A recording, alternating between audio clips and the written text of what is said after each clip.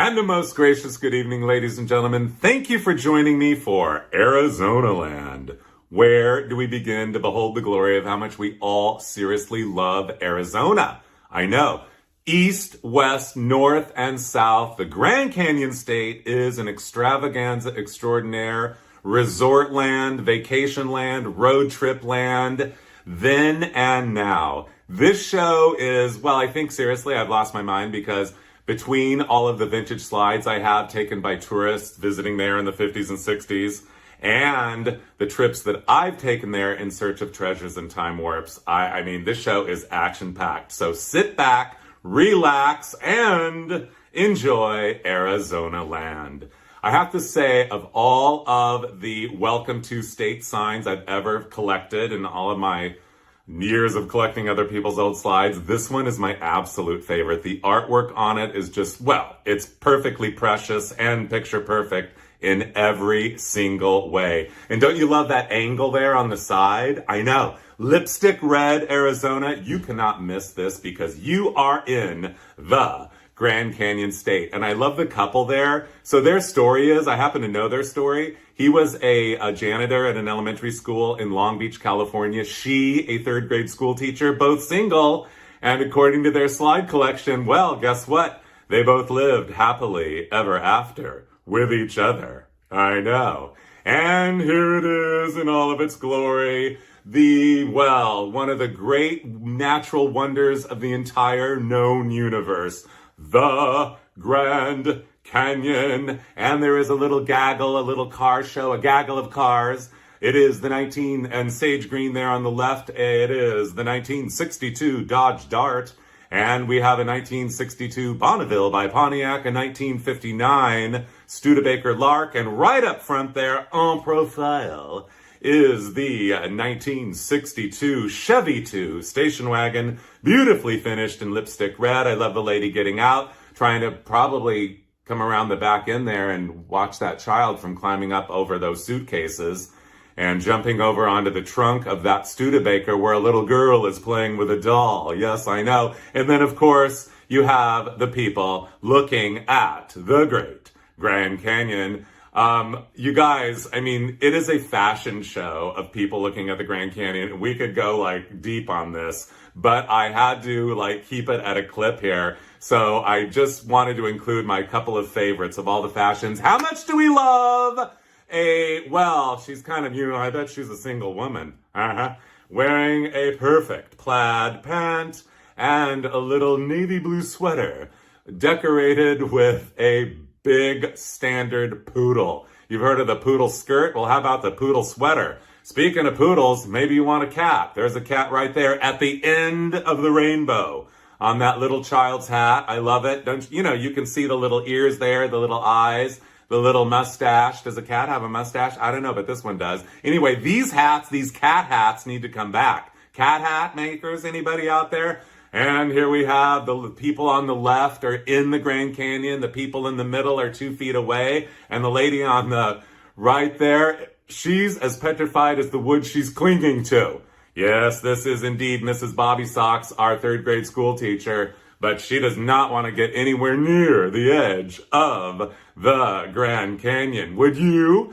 I love this one. This is one of my all-time favorites, you guys. The Shriners, all decked out in their fezzes with their tassels, having a boys' day out, I guess. Anyway, I love the blue chambray baseball jackets with a matching pant.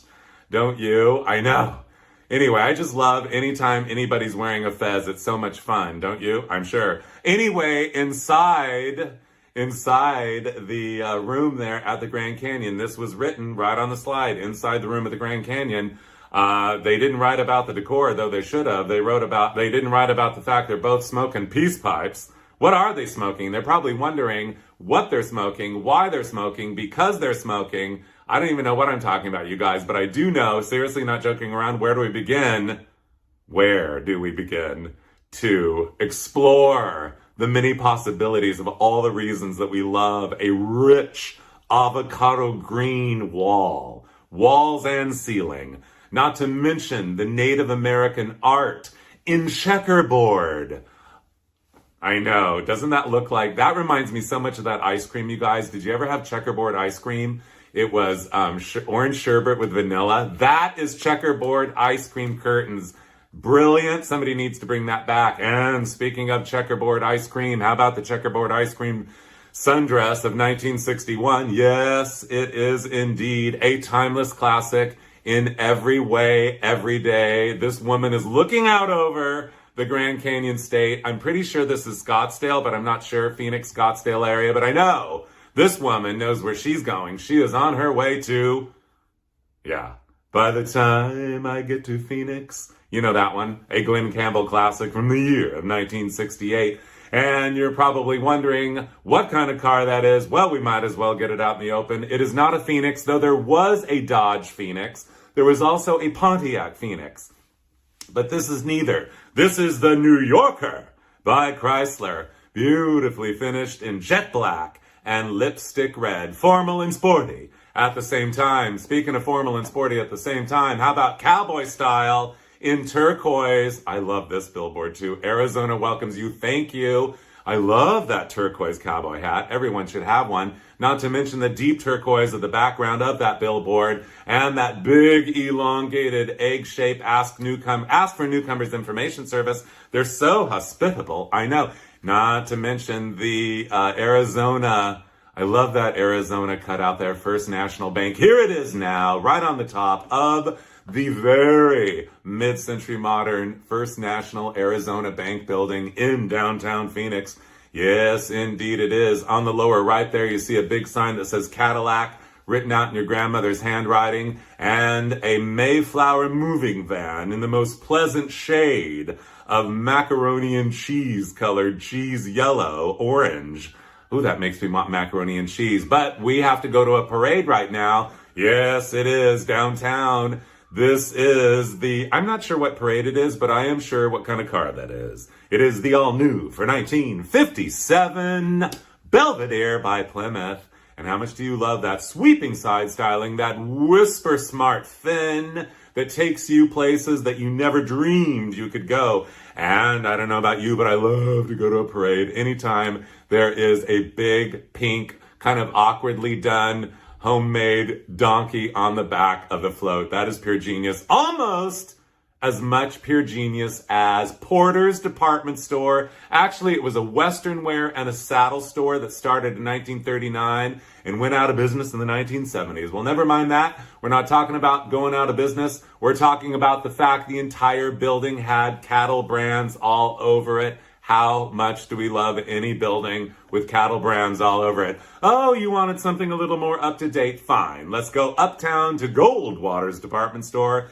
Yes, Goldwater's department store, founded by the family of Barry Goldwater, who did run for president. However, we know he did not W-I-N, did he? No, he didn't. But they won, that family won the department store wars in Arizona. Indeed, they did. And here you see, in 1962, the 50th anniversary celebration. The building is all decorated and everything. I love it. I love that cactus right there, that big cactus flower, boom, right there for your pleasure and mine. Another cactus flower, boom. And a gentle reminder of the 50 years, and over on the far right, what state you're in. And of course, a car show in the parking lot at the Christown Mall in Arizona, built in probably the mid to late 60s, I'm going to say. This is quite a display, you guys. In order to get you to the mall, they thought they needed to have a bunch of bird cages hanging there. I believe this is the Bird of Paradise court in the mall. And I'm sure those birds of paradise do some talking, don't you? I know, as are the birds in those cages. Gosh, the cleanup. I was just over at somebody's house the other day and they had a bunch of big birds. And wah! They were like screaming. We love them, of course. We love them. And especially when they talk. I know. Especially when the birds talk, we love them. But they're so beautiful and everything. Anyway, but they do make a big mess. Can you imagine the cleanup on all that? And by the way, you guys, notice over there on the far right, those strung, like those beautiful lanterns there in white. Oh, I know. Very glamorama. But anyway, I'll never get over the bird cages in the shopping mall. This is Central Avenue in Phoenix, the central the central nervous system, the backbone and spine of Phoenix, Arizona. Here you see it, probably about 1970, 1968, I'm guessing. And of course, you have a couple of skyscrapers there. The blue one. We need more skyscrapers trimmed in the most pleasant shade of the turquoisiest of baby blues, don't we? You can see on it, there are two letters that say G and B. I don't know what that stands for, but I'm pretty sure it's not for great building, which it is. I know that can kind of computer punch card of the windows and everything. Speaking of computer punch card, over on the right, a mid-century modern masterpiece of the absolute highest order, ladies and gentlemen. Say hello to the Phoenix Financial Center. Built between 1964 and 1974, it is one curved building with long slit windows and two little rotunda buildings that kind of remind me a little bit of cupcakes. Don't you love buildings that look like cupcakes a little? I know, even a lot. Oh, I know, I do too. Anyway, you guys, down there, across the street from those two little round buildings with the dome roofs, is this coffee shop right here, Helsing's. Maybe they should have called it Heaven Sings. I don't know. But anyway, it is a coffee shop diner classic, total late 50s, early 60s, design-wise, all glass on two sides there so you can see inside. It is a beacon of light, a bevy of activity, and it invites you in. By the way, we might as well get it out in the open. The architectural firm that designed this mid-century modern masterpiece is what am I saying? Okay, better calm down. It is Armand Davis of Los Angeles, the grandfathers of googie architecture. We might as well get it out in the open. Also in Arizona, another building they did, the Huddle. And I love this because this is in Tempe, Arizona, you guys, or Tempe. I guess, I'm sorry, I don't know how to say it, Tempe. Anyway, this one is just too much for words. Not only the spectacular space age style of the building, which reminds us of Norm's restaurant on La Cienega here in Los Angeles, built around the same era. That pitchfork sign that says Huddle, it's called the Huddle. I know. But how much do we love, breakfast, lunch, and dinners. Sounds good. A sign being held up by Sparky, a giant version of the mascot for the University of Arizona.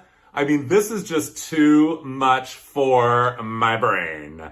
Isn't he spectacular? I know. According to the legend, he was drawn by, I don't want to say it, but I guess I might as well because I've heard it so many times, by a former Disney employee who was a little disgruntled or whatever. And legend has it that he styled Sparky to look a little bit like an extreme version of Walt Disney. Okay, just saying. I don't know, but they both have a little mustache there.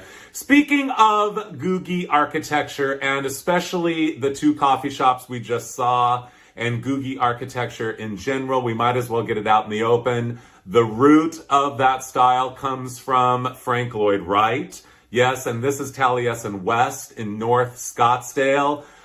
Built, actually, you know what? I'm not exactly sure what year it was built. Around probably late 1930s. I have been there, and I should have paid attention, but I was a little distracted. My brain was on overload, firing on 80 million cylinders and more galore because it is so spectacular. You can still go to Taliesin West to this day, and you can see the angled roof line which influenced the coffee shops and the whole extravaganzical experiential element of it all. And the triangle pool there, which looks like it's a little low on water.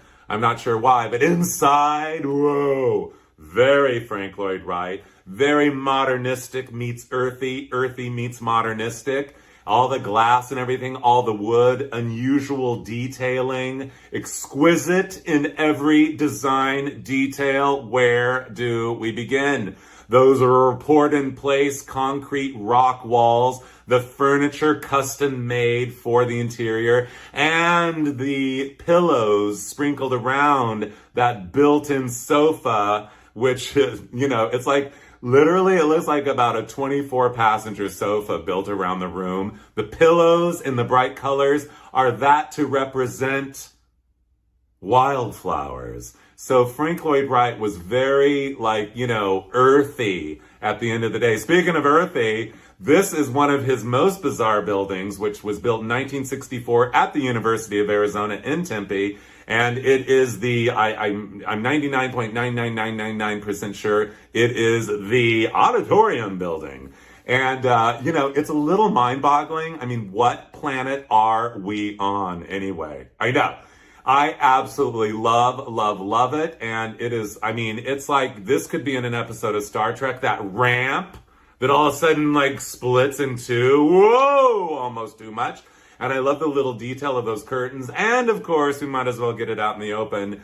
Our love for, it is the all new for 1963 Bel Air by Chevrolet. I know. Speaking of Frank Lloyd Wright, this is a Frank Lloyd Wright house that almost got the bulldozer, but thankfully was preserved in Scottsdale, or is it North Phoenix?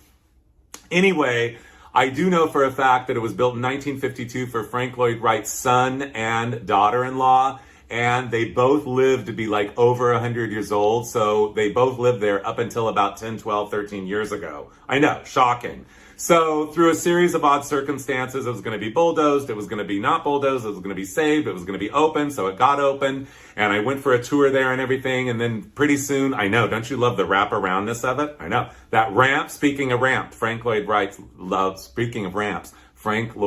loves ramps. Anyway, what I was going to say is that, so I went there on a tour and everything with Modern Phoenix, which is the organization in Phoenix, Arizona that you definitely need to become a member of, because they are the ones that totally acknowledge everything to do with Phoenix modernism, and there is so much there. Woo! Mid-century modern Phoenix, you guys. MoFo for short. Ha ha ha. Womp womp. Anyway, but here's the story. So I went there and then returned later, like a year later, and the gate was locked up front, so we went around the backside. And we started climbing over the wall, and I went, why are we climbing the wall? This isn't polite. There's a gate right there. Let's see if this one is open. So we opened the gate, and me and my two friends that I was with, we walked about 20 feet in. This is a massive property. And I heard this voice from way over toward the house go, hey, what are you doing? And I'm like, oh, I'm sorry. And we were like, breaking in. So, not to the house, but we were trespassing onto the property. So, she said, I'm sorry, we'll leave, I'm sorry. She goes, are you here for the 1 o'clock tour? And I'm like, yes, we are. She said, right this way, please. Anyway, it turns out to be, here she is, Frank Lloyd Wright's granddaughter, giving the tour of the house. So that would be like, one of Walt Disney's granddaughters giving you the tour of Disneyland. It doesn't get too much better than that. So anyway, I invite you to find your way into the Gladys and David Wright house, because it is truly spectacular. We could go on and on about all the, Frank Lloyd Wright-ish details, but why don't we just focus for a second on that carpet? I know. It's like outer space, inner space, and intergalactical and outer galactical and everything else-ical. I know. Oh, okay.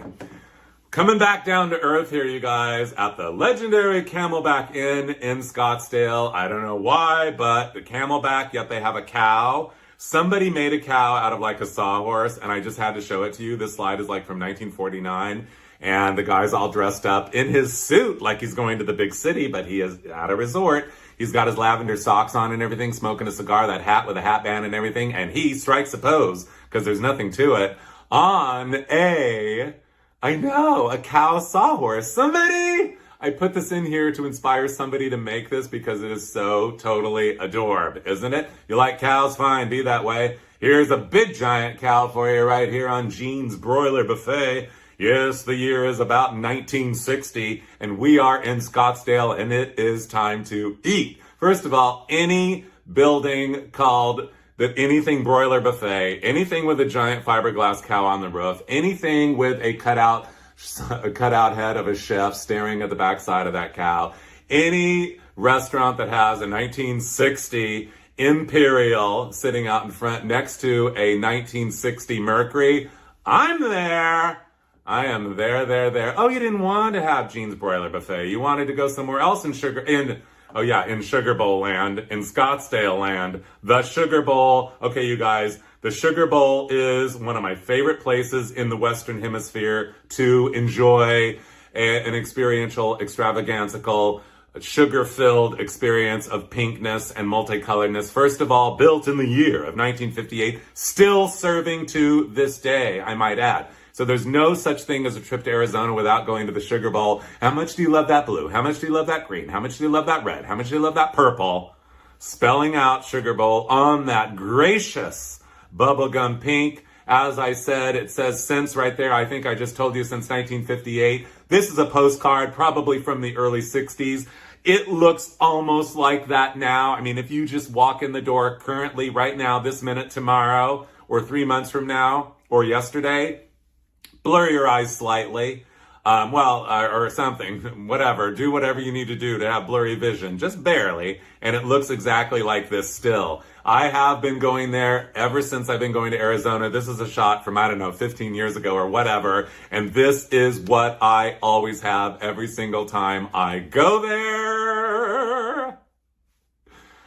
Oh, it's like so good, you guys. First of all, up front and forward is date nut bread with cream cheese. I mean, I try to avoid cream cheese at all costs, except when at Junior's in New York City for cheesecake and here at the Sugar Bowl. I love it. Sandwiched between two pieces of date nut bread. Yeah, dates. Yeah, dates. Date nut bread. So good.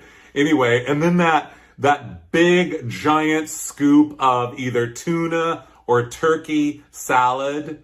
It's pulverized meat and with mayonnaise kind of forming it together, salt and pepper. And then it has the tomato wedges and like a hard-boiled egg served on a bed of lettuce, served up like art. It is so beautiful. I love it so much. And by the way, absolutely delicious. The tour of Scottsdale continues. Yes, this is a postcard, but I had to include it because I wanted to show you not only what a 1957 Chevrolet Bel Air convertible looks like in the palest of pretty turquoises, I also wanted you to see basically the only model ever of car that had gold wheel covers. It is the 1957 Adventurer by DeSoto. Yes, it is. See those gold wheel covers, you guys, there? I know. Also, okay, so this is what's fun about collecting other people's old slides is first I started collecting postcards and then I discovered slides. So notice the basket shop there, J. Chew Market, the basket shop and the laundrette. Well, little did I know I was going to discover a slide that somebody took right at that same place. First of all, don't you love laundrette there, written out, very modern with that E, and basket house. How much do you love anything that's called whatever house? Whatever they sell, house, city, world. I love all that, don't you? I know. And 3 baskets on the roof, and it looks like, I'm not sure, I don't think that's a fishing pole there, hanging out from the roof there, but I am sure that I do enjoy that rich and rare shade of magenta. Don't you? Magenta? I know the color, magenta, and then A1, that they're talking about Pilsner, not A1 sauce. But anyway, we're talking about what's across the street. It is the Lulu Bell with a buggy on top as the crowning touch. This is, well, it's no longer there. I guess maybe you gathered that by now, but if a place is still there, I'm going to tell you for sure. The Lulu Bell, we're in the early 60s here. It's from the 1950s. It had a gay 90s theme. And I don't know about you, but I love everything about it. I love the little curly cues on the posts there. It's very Old West, isn't it? I love the font of Lulu and Bell. It's Christmas time. And 2 posers right there on the side of the building right there. Move over because Miss Arizona, actually, I don't know if this is Miss Arizona. Maybe it's Mrs. Arizona because she was this woman. Well, yeah, and you guys, that is a monkey there. She's on the side of the Lulu Bell with her little sun outfit on, her little sundress, her peasant blouse, and her peasant skirt there, which is a timeless classic. We might as well get it out in the open. And petting a little, giving something, a peanut or something to a little monkey. But this is one of those, okay, I'll calm down.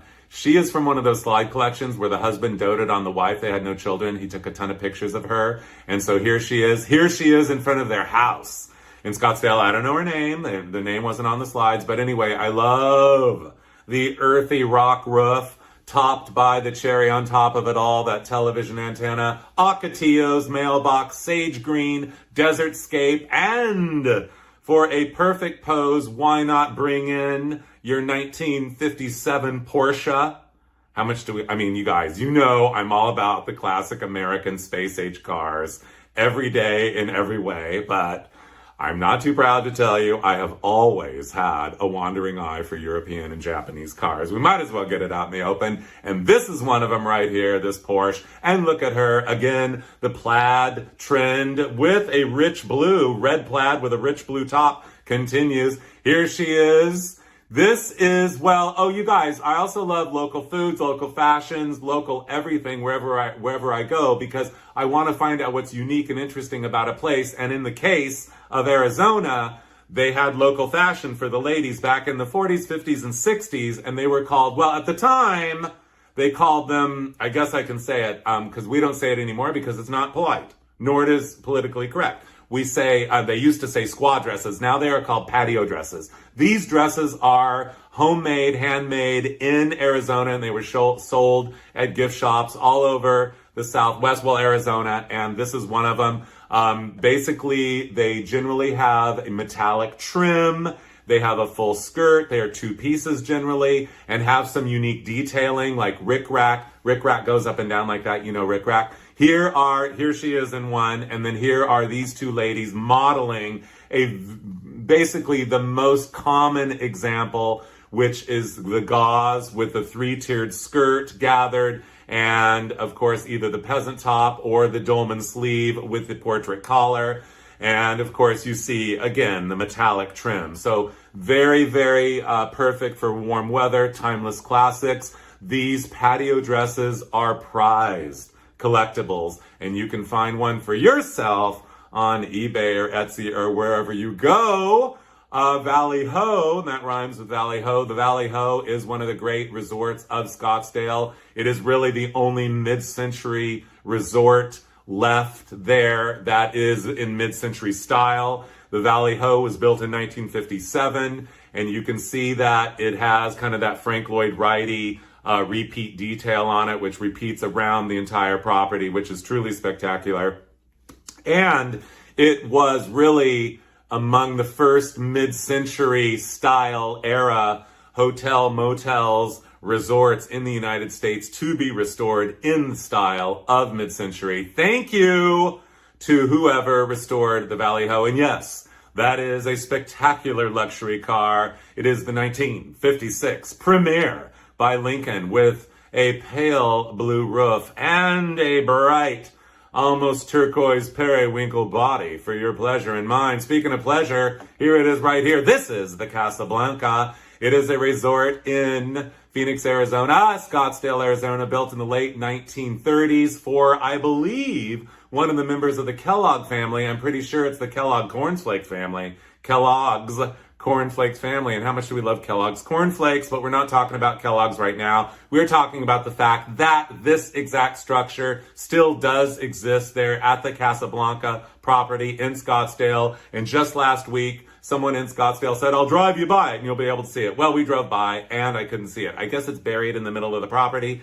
and it is a gated community. But we were on our way to the Sugar Bowl, so we didn't take the time to bribe our way in so I could actually see it. But one of these days, because it's always nice to have something to look forward to. Speaking of looking forward to, Trader Vic's started in Los Angeles, in Hollywood in 1934. Here is the Trader Vic's built in Scottsdale in 1962. I love the peaked A-frame, curved A-frame roofline going this direction for those people over there and that direction for those people over there. Don't you? I know there's a big tiki god out front dwarfing those ladies crossing the street, probably going in for a cocktail. I wonder if that's their Rambler parked out front. Yeah, don't you love a car called a Rambler? I know. Because you could ramble in your Rambler. I don't want to be rambling right now. I mean, I'd like to be in a Rambler, but instead I'm here with you doing this. And I love it because it's so exciting for me to share my passion in fashion. Oh, with you guys. Oh, you want to go to not Trader Vic's. Oh, by the way, there are only 2 Trader Vic's left in the United States, Atlanta and Emeryville. So in case you're anywhere near any of those places, you got to go to Trader Vic's. The Islands in Phoenix was a tiki Polynesian restaurant. built in the late 1950s. It sadly did not survive that many years. I'm not sure how many, but I do love, again, the A-frame, that tapa cloth on the front there, that kind of hurricane-style signage. Don't you love those turquoise letters? Oh, yes, you do. Of course, palm trees and the requisite little bridge that you have to go over, that just that 4 or 5 feet of little bridge transports you from the regular life that you're leaving behind in the parking lot to once you enter inside into the voila exotica of island style. I know. And this is where you would find drinks, of course, tiki people. You know all this.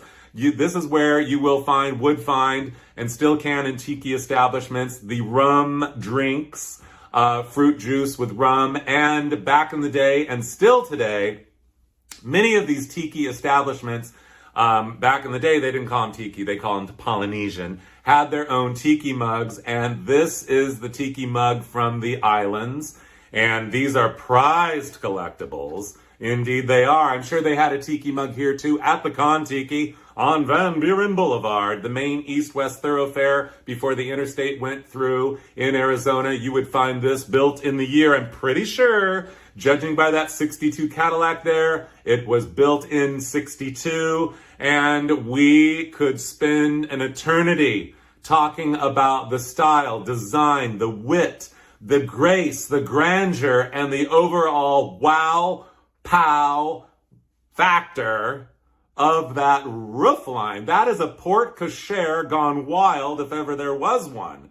I know. Goes this way porte cochere, goes that way lobby, and that sign and everything, there it is right here up close. Well, they actually built something in front of it there, AAA, S&H green stamps, carte blanche in front of it. But I love this tiki hotel. Don't you love the signposts, you guys, there are all giant bamboo, because we all love bamboo. And more than anything, wow factor, yes, that Volkswagen van, the courtesy vehicle for the hotel, has a thatched roof on it.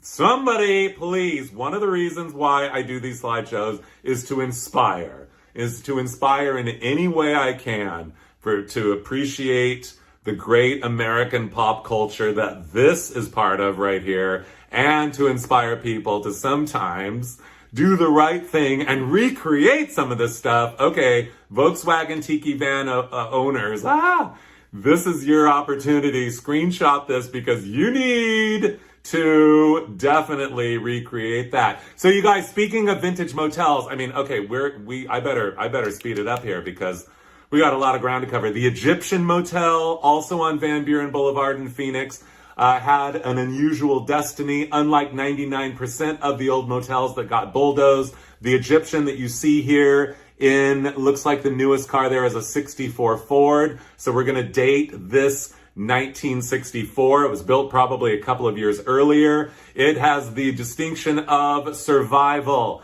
and not to mention the distinction of, you guys, don't you love those canvas, the colored canvas adorning the balcony there? I know. Here it is, ready for its close-up, and very exciting going up the stairs. Not to mention those 2 canvas discs as umbrellas by that beautiful turquoise pool where one person sits. Gosh, you could back your car right into that pool, and people have. We're going to cover that in another slideshow another time. But anyway, what I was going to say, you guys, is the Egyptian Motel in Arizona, in Phoenix, with the original signage and everything, has been reinvented and resurrected, and I believe the grand opening of it as a new hip boutique hotel. They don't yet say motel anymore. Hotel is like this weekend or next weekend, you guys. So miracles do occur. The mid-century marvels of it all. And I don't know what I'm saying. I'm just so happy because it's so nice. I love preservation because we need it. A lot of it. Speaking of preservation, this is the City Center Motel, built in the high googie style. And where do we begin? I mean, that swoosh of a porte cochere, you guys, and that 1957 Chevrolet Nomad parked there. I know. Well, the miracle is the building is still there, you guys.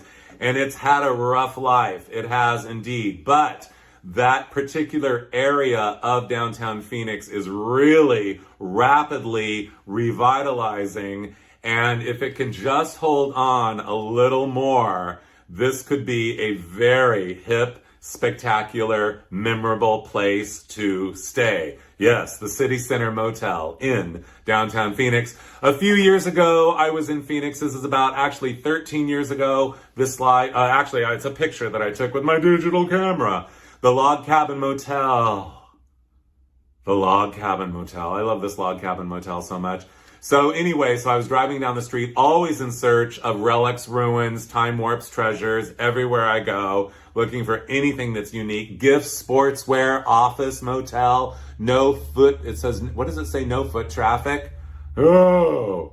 Anyway, it had declined to a delirious done, unfortunately, and now no longer stands. But here is a postcard of it.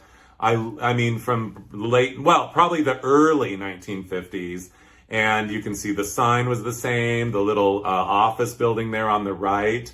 And what you can't see, or what we didn't see, is the little water wheel there that would catch your eye as you were driving by.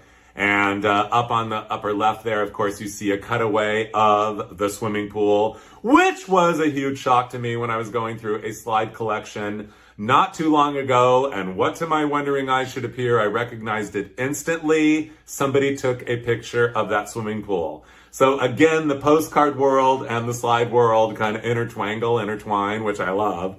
And you guys, I mean, look at all, I don't know where everybody is, but I'm not asking the question right now. I am admiring the vintage patio furniture, each piece a prized collectible. Yes, and that 1956 Oldsmobile 98 speeding by in cream and coral. I know. You guys, did you notice there's a slide on the backside of the water wheel there? Slide you right into that pool, and that polar bear is there to watch you. There he is. There's the slide. Oh, wait, maybe that's another slide. Did they have two slides? Wow, they are busy with the slides. So, and I love the little tail fin of the early 1950s Cadillac there on the lower right, and not to mention each one of those little log cabin buildings.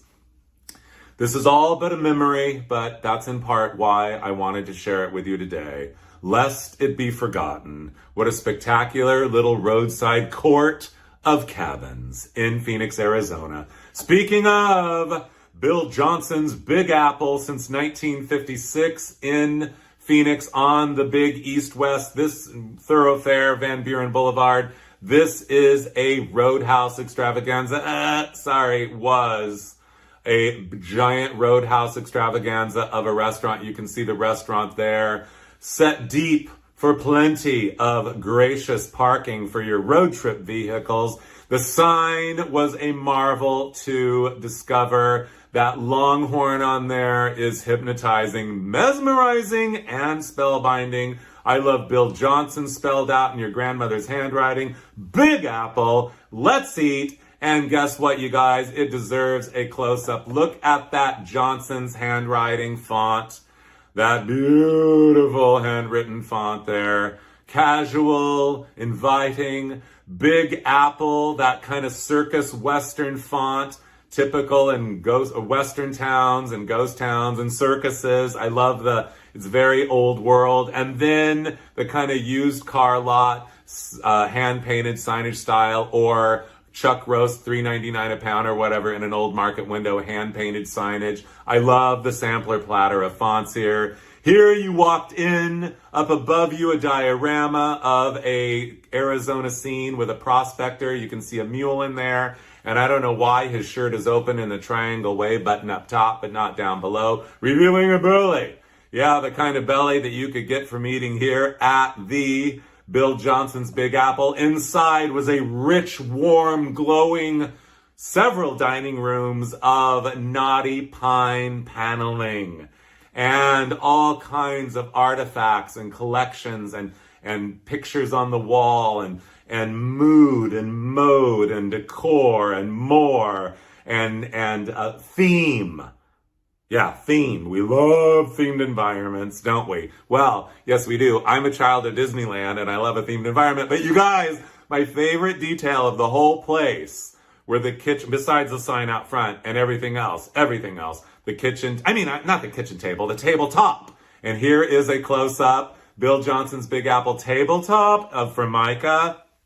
Have to say, without any question, my favorite tabletop I ever sat at, ever, of all time, in all my years of going to places and spaces, and everywhere I've ever been, every meal I've ever had, I've never enjoyed the table it was served on more than this. Now, when they closed about, I don't know, it's been 5 or 6 years ago now, I am 99% sure that they did not throw these tabletops in the garbage. So they are out there. And behold the glory of the day that I find when, don't you love that it says let's eat spelled out in rope? I know, I sat there with my friend Marshall, who is a great historian of Phoenix, and little did I know, just a couple of years before it was to close, after the family, here is the granddaughter and the daughter of the one and only Bill Johnson, who was quite a guy, quite a showman.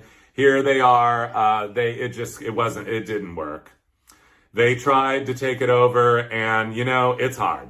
It's difficult.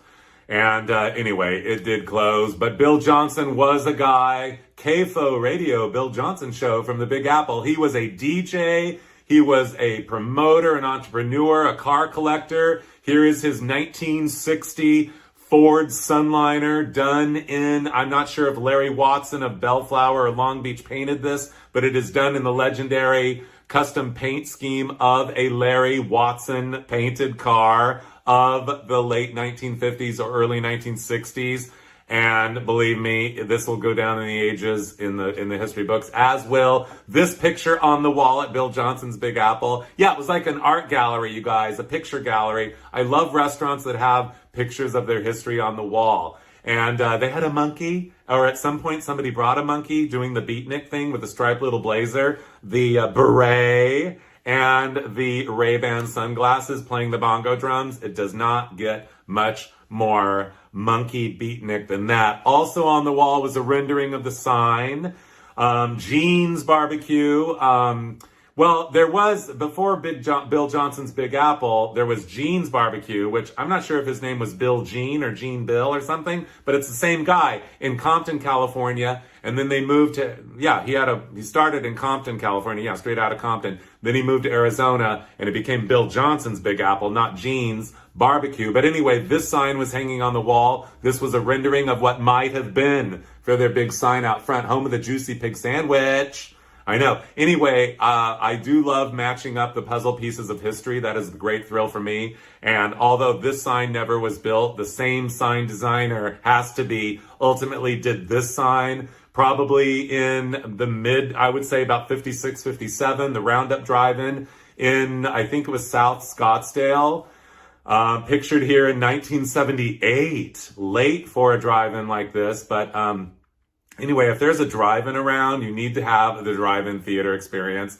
They are less and less as the years go by, but they are still out there. They are destination locations and experiences that you do not forget. So please do try to go to a drive-in this summer. I know. Anyway, this one no longer stands, but, those little stars there were sparkling.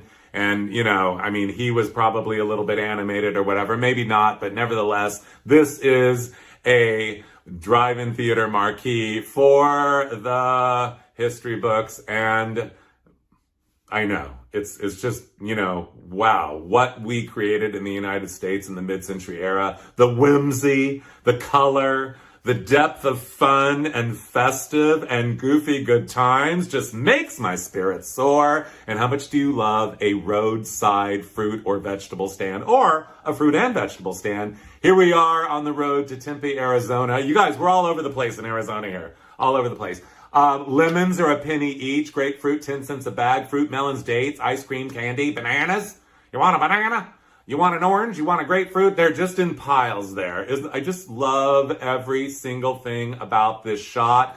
And also, you guys, that stand is no longer there, but driving on the old main road in from Phoenix to Mesa, Arizona, which is a neighbor, you will see this ham, the ham bone. It's still there, this vintage sign with the Mr. Ham there with his bow tie, striped jacket. The striped jacket seemed to be a trend in this show. I love accidental trends in shows, you guys. Anyway, it's still there, as is this, the Deserama. Any word that ends in ama, yeah, we're in on that. Immediate magnet to my imagination. Mobile ranch, that means it's a trailer park. And trailer parks are a whole topic altogether. Also, yeah, that sign, the Deserama, is still there in Mesa. Also still there is this, the highway host, with that big boom star. Oh, I know. Just take a moment and feast your senses on the beauty of that superstar star. I know. Speaking of superstars, where do we begin to help? I better just calm myself down now. Where do we begin to behold the glory of this, the almighty diving girl sign at the Stardust Motel, or is it the Starlight? Sorry. I'm always so distracted by the sign there. I never really read the smaller sign that says Starlight. I think it's the Starlight Motel in Mesa, Arizona. Yes, it is the diving girl sign, built in about 1959. It is rare by any motel, survival motel sign standards, to see anything like this. Once upon a time, a diving girl on a motel sign in the mid-century era, it signified the fact they had a swimming pool. And that was a magnet because everyone wanted to swim. Oh, I know. Well, there was trouble in 2010. I better get in the right century here. In 2010, a windstorm came.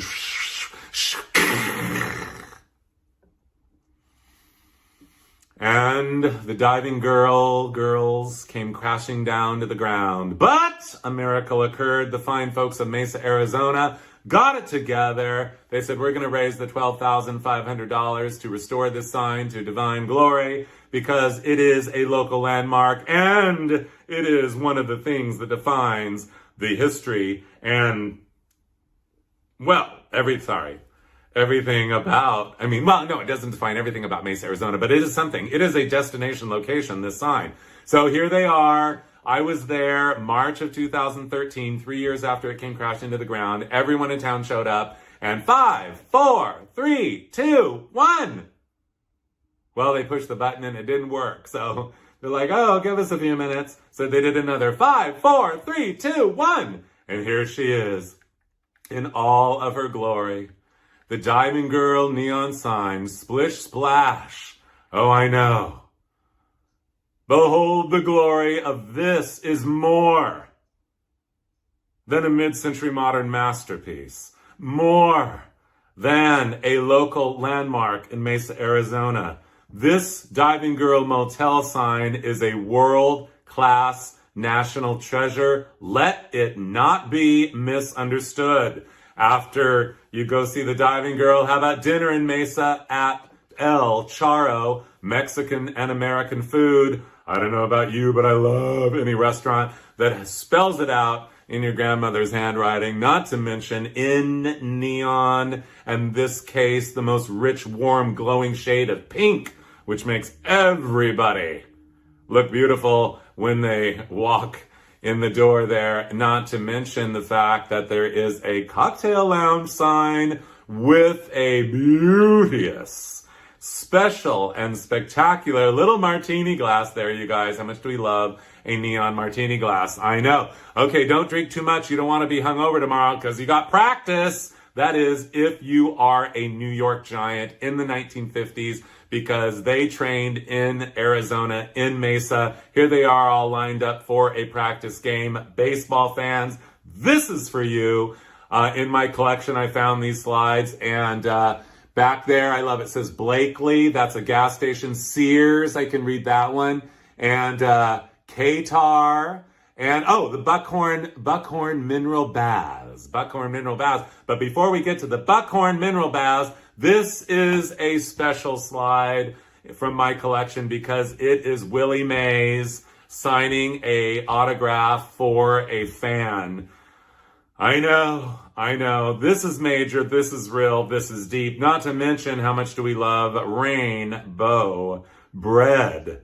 I know. Kind of reminds me of Wonder Bread. Anyway, this is the Buckhorn Baths Cottages Natural Hot Springs in Arizona, pictured in the 1950s. Grand opening day, 1939, and here it is a few years ago. It is still there, still hanging on, been closed since 1999 to the public. However, it is hoping to be preserved. Yes, that big neon signboard there is meant to say, look at me. Up top there, that tall skinny thing is a little blinking light. Says entrance right there. The buckhorn is up there. He's all neon and everything. And could baths, I've never seen baths spelled out bigger anywhere, have you? And of course, motel against the rosiest of corals, pointing you right toward the front door, all though over a flagstone base and planter bed. Here is a little bit of a close-up here, you guys. You can see it is an extravaganza, a time travel experience. You can still have it. Uh-oh, what's going on here? Anyway, sorry, my light was flickering. So yeah, the office there, office hours, all that handwritten, hand-painted signage on the door. Office is a neon above it. You look in the window, and I'm not sure all of this is still in there, but just a couple of years ago it still was, and it might still be. First of all, the color of the lobby. That minty sage green is dreamy, isn't it? I know, it makes me want mint and chip ice cream. And of course, that old counter that's upholstered with the buttons where they put the mail, the clock there, the cash register, the light fixture, the desk, the postcard rack, all still intact. And those streamlined modern chairs probably sitting there since 1939. And here we are on the right above those chairs you see there on the wall, Buckhorn Mineral Baths, Alice and Ted Sliger, the owners of the Buckhorn Baths. I love these portraits. I love when you go anywhere and hand-painted portraits of the owners are on the wall. It is rare, rare, rare. But these portraits are still there. Anyway, he died a long time ago, but she, endured. Let's put it, for lack of a better way to put it. She lived there up until just probably about 10 years ago. She lived to be almost 100, nearly 100 years old. But as I said, it closed in 1999. Arizona Trophy Wildlife Room. This place is a wonderland to discover. Hundreds of birds, reptiles, and animals. A 50-year collection. Plus, Arizona's finest display of Texas longhorns. What? I know. Here is the TV room, you guys. Okay, I looked in the window and my head exploded. I could not take it. First of all, again, the color of the walls, when paired with that warm, rich glow of all that ranchy, rustic wood, Texas longhorns everywhere, taxidermy. If you don't like taxidermy, I understand, but, this taxidermy, it's old, and so it is what it is. Anyway, wagon wheel furniture.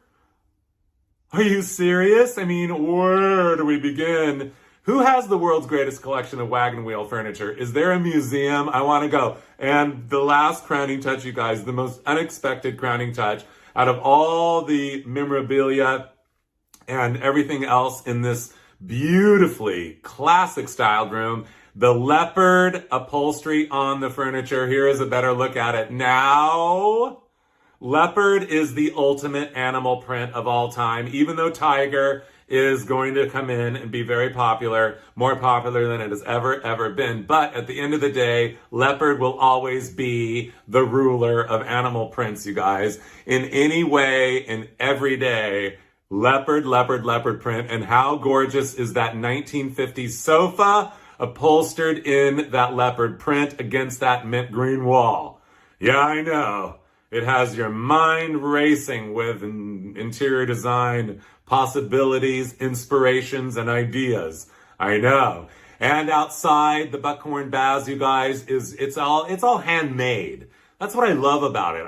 I love anywhere where you go where you can tell it's layers of time and handmade. This little rock bordered pool. This was their big hoedown square dance, horseshoe shaped arena for dancing and barbecues. That's a big barbecue there. I can imagine the New York Giants there at spring training. This is where they stayed. I don't think I mentioned that. That's what I was trying to tell you. Anyway, yeah, this was their place. So it's really famous in the baseball world. These are some of the, this is the grounds there where the rooms are and everything. Dead end. Yeah. I hope it's not a dead end. These buildings still stand and they are so picture perfect. Here is a close up. They are ready. Look at that. That little, it looks like a painting, doesn't it? I know, and there's even a border of neon on top of that, lining the roof there and around the porch. Neon? I mean, what a roadside motel, classic, rustic experience. Look at the landscaping, that chair. Every single thing about the Buckhorn Baths is honest and organic and homemade, handmade with a deep heart and soul. And that's ultimately what we are looking for in this world. And this is a place that has a story to tell, as is this, the Mystery Castle. This is in South Phoenix, you guys, at the end of 7th Avenue or 7th Street. I can't remember. There's an avenue and a street there in Phoenix, 7th Avenue. Anyway, sorry, I'm getting crazy. I need to take a drink of water there. Will you excuse me one moment? Maybe you need to have a drink too. Mystery Castle, where do we begin to behold the glory of this iconic, time-honored treasure of a local landmark and one of the most obscure and unusual and unique attractions in all of the Southwest. Yes, this picture was taken in the 1950s, as was this, but it still looks exactly like this, you guys. I was there a few years ago, this about 10 years ago, and they are still open for tours during the fall and winter and spring months.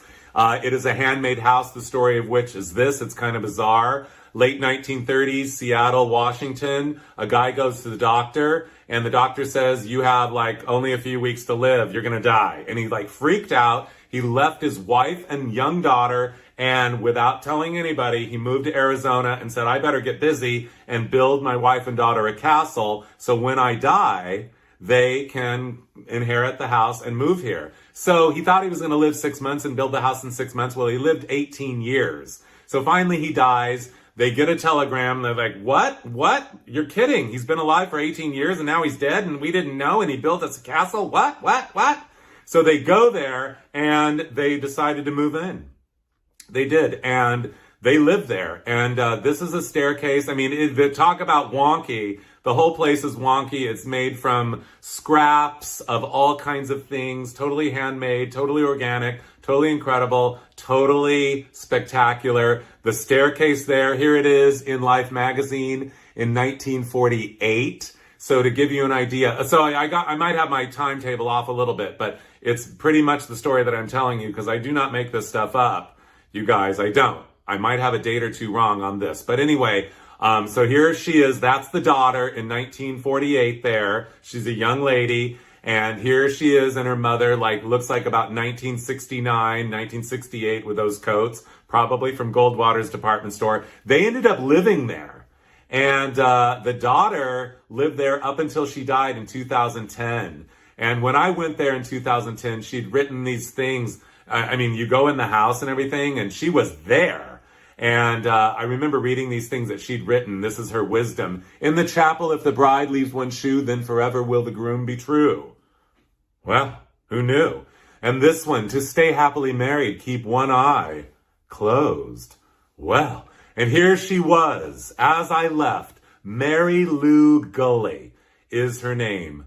And this was in 2009. She died the year later. But I remember her telling me, live the life you want to live. Don't listen to everybody else. Be true to you. And I mean, these are the words that we kind of, it's more of a theme these days. But even in 2009, it was like, you're right. And so I have tried to, live the life that I meant to live and follow my passions and my fashions and all of that and be my authentic self. And, those words that she said to me that day as I left really inspired me. So thank you, Mary Lou Gully, wherever you are. Your spirit lives on in the Mystery Castle, which, yes, you can tour. Jerome, Arizona is another amazing local landmark in Arizona. The Ghost City. I have been there twice. The first time I was there about 25 years ago, it was still very ghosty. Now I think it's all trendy, kind of been populated as a weekend kind of a destination, but still highly recommended. Jerome, Arizona, and it still looks kind of just like that. All these buildings dotted on the side of the hill. And here they are, prospectors. This is the 1950s when it was already a tourist attraction as a ghost city. And I love the mules. I love the prospectors. Nice plaids, you guys. I know. And the lady there posing in front of a covered wagon. And you can see a steep street. It's a very interesting town on the side of a hill. So got a lot of character, and it's very, you don't forget it when you go there because it's so unique. And that's what we're looking for in this world, unique places. And Jerome is one of them. Anyway, what I was going to say about this lady there is I know from her slide collection, she lived in Pasadena and she had a son who had a pet monkey. And here is the son now. Not with his pet monkey, but they lived in Pasadena, and this boy had a pet monkey. I will tell you that. So here he is standing in front, striking a pose with his pleated pant there, and his little white shirt with a white tee underneath. Very, very, perfect afternoon ensemble for touring a little miner's shack there. Then maybe later on that evening, they're going to go to Sedona, Arizona, and stay here at the Matterhorn Lodge. Okay. Here's what I don't get. Sedona, Arizona is really a special, beautiful place. I'm sure if you know. I'm sure if you've been there, you know. But what I don't get, you guys, is why are they trying to theme their sign, their name to a Swiss icon, the Matterhorn, like they are across the street at Disneyland or whatever? I know. It's so bizarre, but I love it. Anyway, that is not Teapot Rock on the hill, but there is a rock on the hill that looks similar to one of those. It looks exactly like a teapot. I'll never forget. I've only been to Sedona a couple times, but I do remember this, the Church of the Holy Cross. This is one of the greatest mid-century modern buildings in the United States that is so underrated and so unknown. Yes, it is built between the years of 1954 and 1956. Of course, it is still there on the side of the hill in Sedona. Now, I believe it is known as the Church or the Chapel of Miracles. In case you want a miracle to happen, maybe you should go there, and maybe a miracle will happen. You never know. When you wish upon us. Oh, that's not a, is that, wait, anyway, never mind. I don't know what's happening right now because we are, this is a miracle right here. We are at the Wigwam Motel in Scottsdale. No, Wigwam Resort. Sorry, Wigwam Resort in Phoenix, Arizona.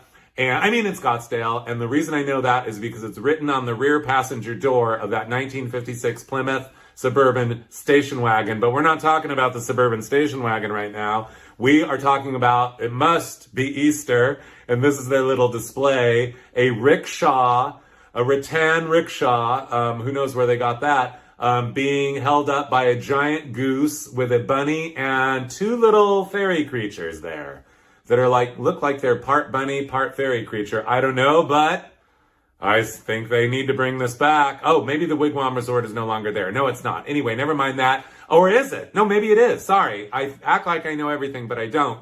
You guys, it's a lot. But I do know that these wigwams, they called these wigwams, they are no longer there, but this is experimental architecture. You blow a balloon up, and then you spray cement all over it, and that's where you stay. But they're all bulldozed now, because I called there 5 years ago and said, do you have any of these little balloony buildings left that look kind of like a baked potato, had a baby with an igloo? And they're like, no, I'm sorry, we do not. We bulldozed those decades ago. Well, nothing lasts forever. This slide was, speaking of Easter, this slide was marked Easter Sunday, Phoenix, Arizona, 1952. Yes, the grass is green, the roses are in bloom, and there is a sampler platter of chaise lounges. Take your pick. Now, the lady there probably would be posing with her best friend, Mary Charlotte, but her best friend, Mary Charlotte's a little busy right now in the bathroom mixing up tequila and Kahlua. So I guess that would not be the tequila sunrise, not the Easter sunrise. That would be the tequila sunrise. Indeed. I love the expression on her cigarette, don't you? She is very intent on mixing that drink. Later on that afternoon, our bartender, Mary Charlotte, sitting up just fine. But her friend is sucking foam out of the lawn furniture, probably having a dream. She's at the main entrance of the children's zoo in Phoenix. Okay, you guys, so I was told, I'm kind of crazy because I was told that at least one of these bunny rabbits still exists somewhere, but nobody seems to know where. So where? I love to track things down in these photos. Who knows how long they sit there. Judging by this picture, it was taken probably mid-60s. All of these kids and the two adults there, they're all drinking Pepsi. So apparently this was some sort of a Pepsi photo shoot or whatever at the Children's Zoo in Phoenix. The Children's Zoo in Phoenix is still there. Maybe I should just do the obvious and call them up and say, but they never know. But you know what? When there's a will, there's a way. This is the Jack Rabbit roadside stop, the famous Jack Rabbit roadside stop on Route 66. You guys, we got to do Route 66 because we're in Arizona. The Texaco sign, that is a Nash Rambler there, parked there about in 1954. And by the way, the Jack Rabbit roadside stop started in 1949. It is famous because of this billboard, which still stands there to this day. Here it is. In other words, you have arrived. Out front, they've got a big giant jackrabbit that you can strike a pose on. And just to have that moment, I'm surprised they haven't written, here it is on the jackrabbit, but you can go inside the gift shop and they have all kinds of fun things to buy. Souvenirs, of course. And, it's part of the lore of the Great American Road Trip. I mean, this is one of the most iconic places. And you guys, inside the store, are you kidding me? I walked in there and they had a whole display of these state plates, which have never been sold. They are new old stock. They're from the 1950s and they're still there. And I don't know about you, but you know what? If you want to really do the state plates right, you guys, if you really want to show them off, you have to have one from every state. I mean, there is safety in numbers when it comes to displaying vintagey things. I know, an entire wall of them would be truly spectacular. Speaking of spectacular, in Arizona, on Route 66 in Holbrook, you will find this giant kachina, the powwow trading post. And I don't know about you, but I love trading posts. I love kachinas, and I love rocks, and I love the lower view of the 1958 Fireflight by DeSoto there. Yes, indeed. You want giant kachina dolls? Fine. Go to the Arizona State Fairgrounds in the 1950s, where you will find this at the main entrance. And just beyond, several steps, say 50 or so beyond that, you will find a couple of giant kachina dolls. I mean, this is almost too much for the human brain to comprehend. You can see how huge they are. There's a black car there parked on the lower left. Gigantic. Where are they now? I mean, when were they? How long did they last? I have so many questions, so much curiosity. They're no longer there.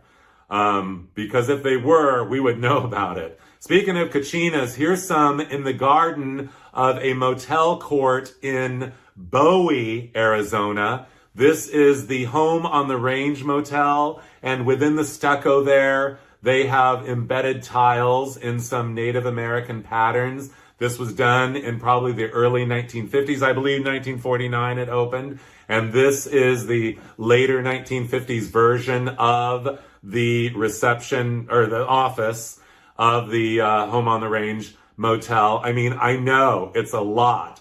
The Indian Shop, Home on the Range Indian Shop, Rest and Comfort motel rooms, automatic ventilated, panel ray heated. Panel ray heated. The image I'm looking at is pretty small, so it's sometimes hard for me to read. Maybe I need new glasses. I don't know, but either one way or the other, there are kachinas there in the garden. I mean, what a sight to see. A spectacular roadside attraction, and it is ready for its close-up.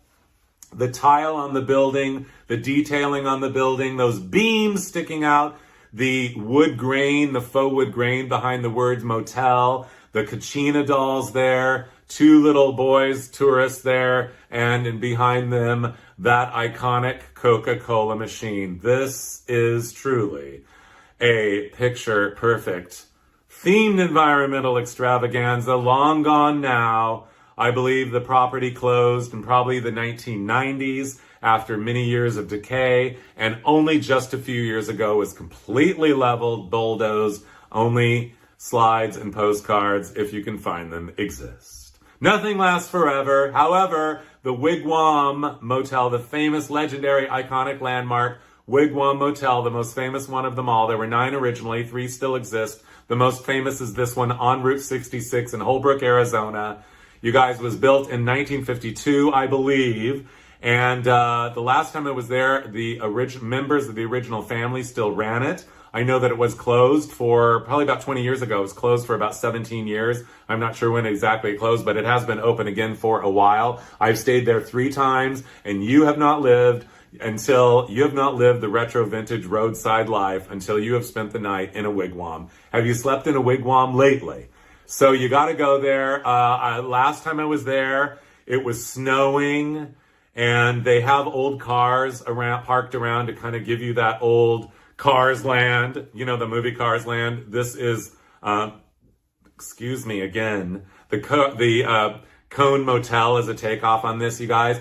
But anyway, it is a precious, classic, iconic, great American roadside experience that you can still have in Holbrook, Arizona on Route 66. And I bet you that 1951 Nash is still sitting there. This was only probably 5 or 6 years ago. And I'll never forget the first time I ever went there.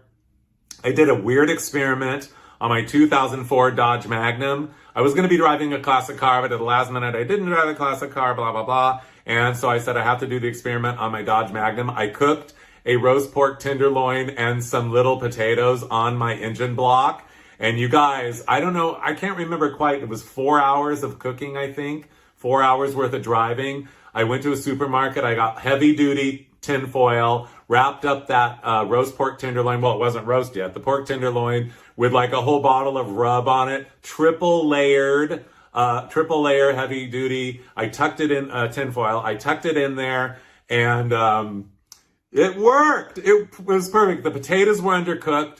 I will say I should have cut them up in little pieces. They would have cooked then. But I also did apples cut up with butter and cinnamon and sugar, you guys. And they were like, it turned into like delicious, like hot applesauce mush that was so good. Skins on, and put some walnuts in there to give it a little crunch. So good. So you can cook on your engine block, because I did it. This is, you know, I don't know, 20 plus years ago, you guys. I know. Never mind that. Let's talk about Joe and Aggie's Cafe.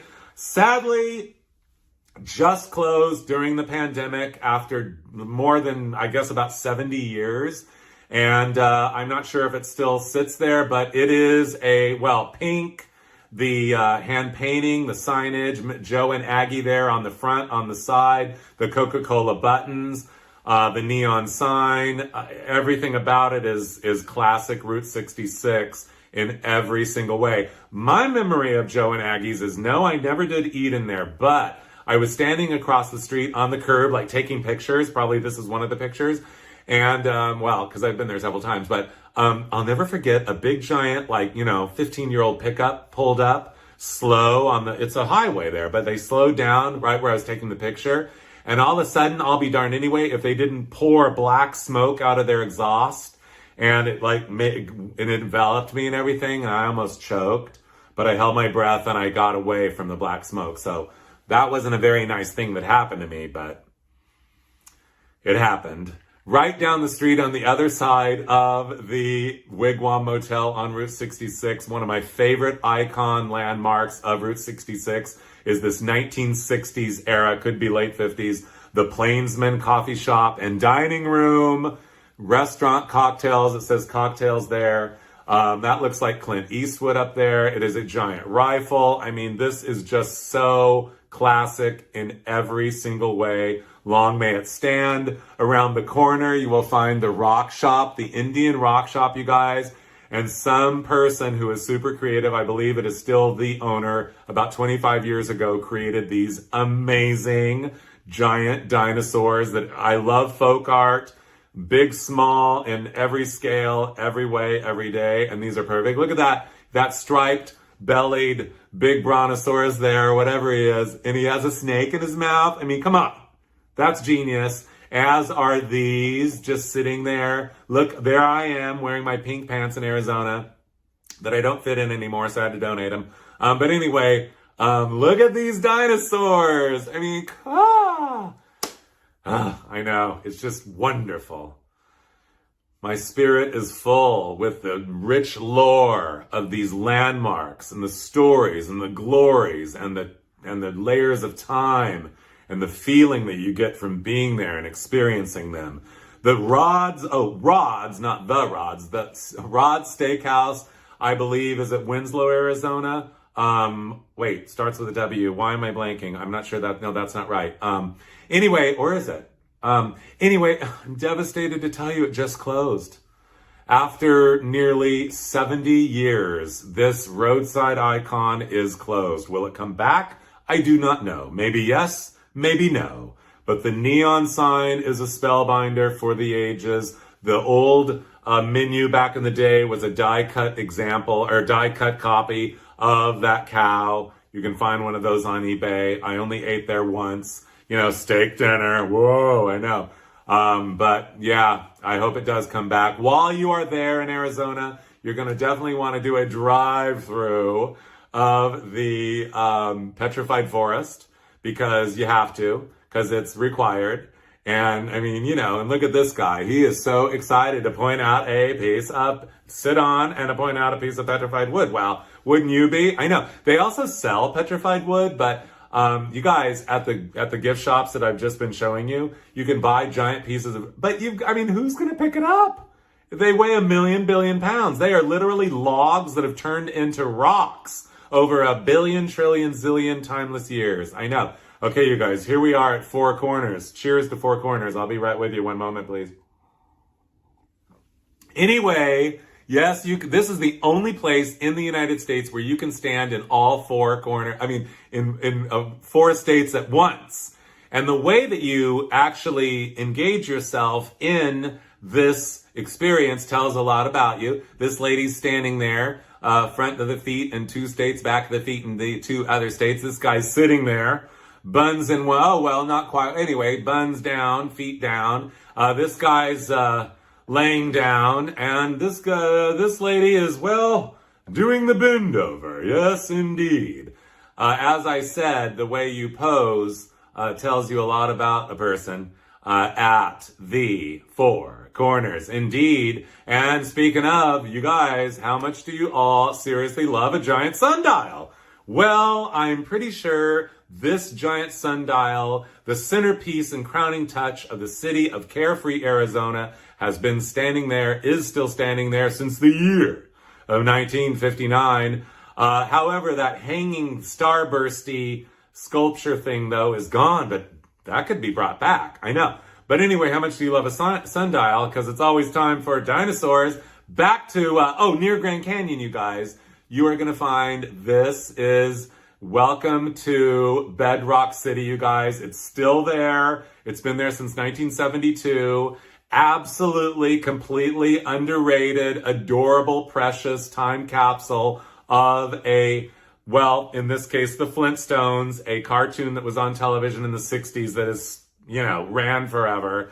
And that is indeed an animated classic of the highest order. You can go there and slide down the tail of the dinosaur. Here's the sign out front, Yabba Dabba Doo.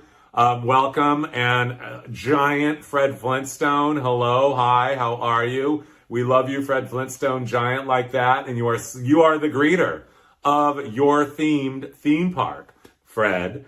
Anyway, people thought they were going to bulldoze it and everything, but it didn't get bulldozed.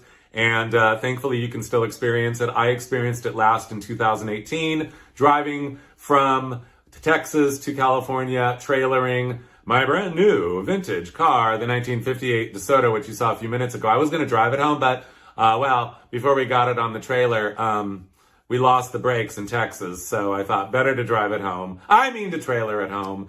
Because, the car had no brakes. But anyway, okay, you guys, Yabba Dabba Doo, Bedrock City is, it's just so underrated. There's Wilma Flintstone, Fred's wife. This is Fred's, does it say Fred's house there? Again, it's hard for me to see. The images that I'm looking at are very small. But yeah, Fred's house, painted cobalt blue. And I love the multicolored fake rocks on the chimney there. The mid-century modernness of it all, the simplicity. I know. Is that a menorah out front? No, it's not. It must be a pitchfork. I don't know. But anyway, absolutely precious. And Oh, Dino has a bowl there with a giant like brontosaurus bone. Also, there is artwork, you guys. I mean, the whole place is this creative installation. This is one of the paintings on the wall inside the houses that you can go on. And I just went crazy when I saw this because I just thought, I mean, this speaks to me, just so honest, so real, and, you know, so uncorporate. I know, to have a place to go to like Bedrock City. Speaking of, back in the 1950s, you want prehistoric. They gave you prehistoric here at the Padre Trading Post. I know, can you believe these figurines carved there? The gas pumps are very close there. There's the gas guy right there walking toward the front door, which is stained in honey blonde, isn't it? Honey blonde stained front door. But anyway, holding up this like, you know, club or whatever, the horns, the nose bones, bones around the neck, the loincloth and everything, his and her. I mean, where do we begin? That's why, after studying this image, I was shocked when I went to this on the road trip that I went to last on Route 66. I stopped here and I thought, you know what? This is the same place. That door, those two windows, that door, those two windows.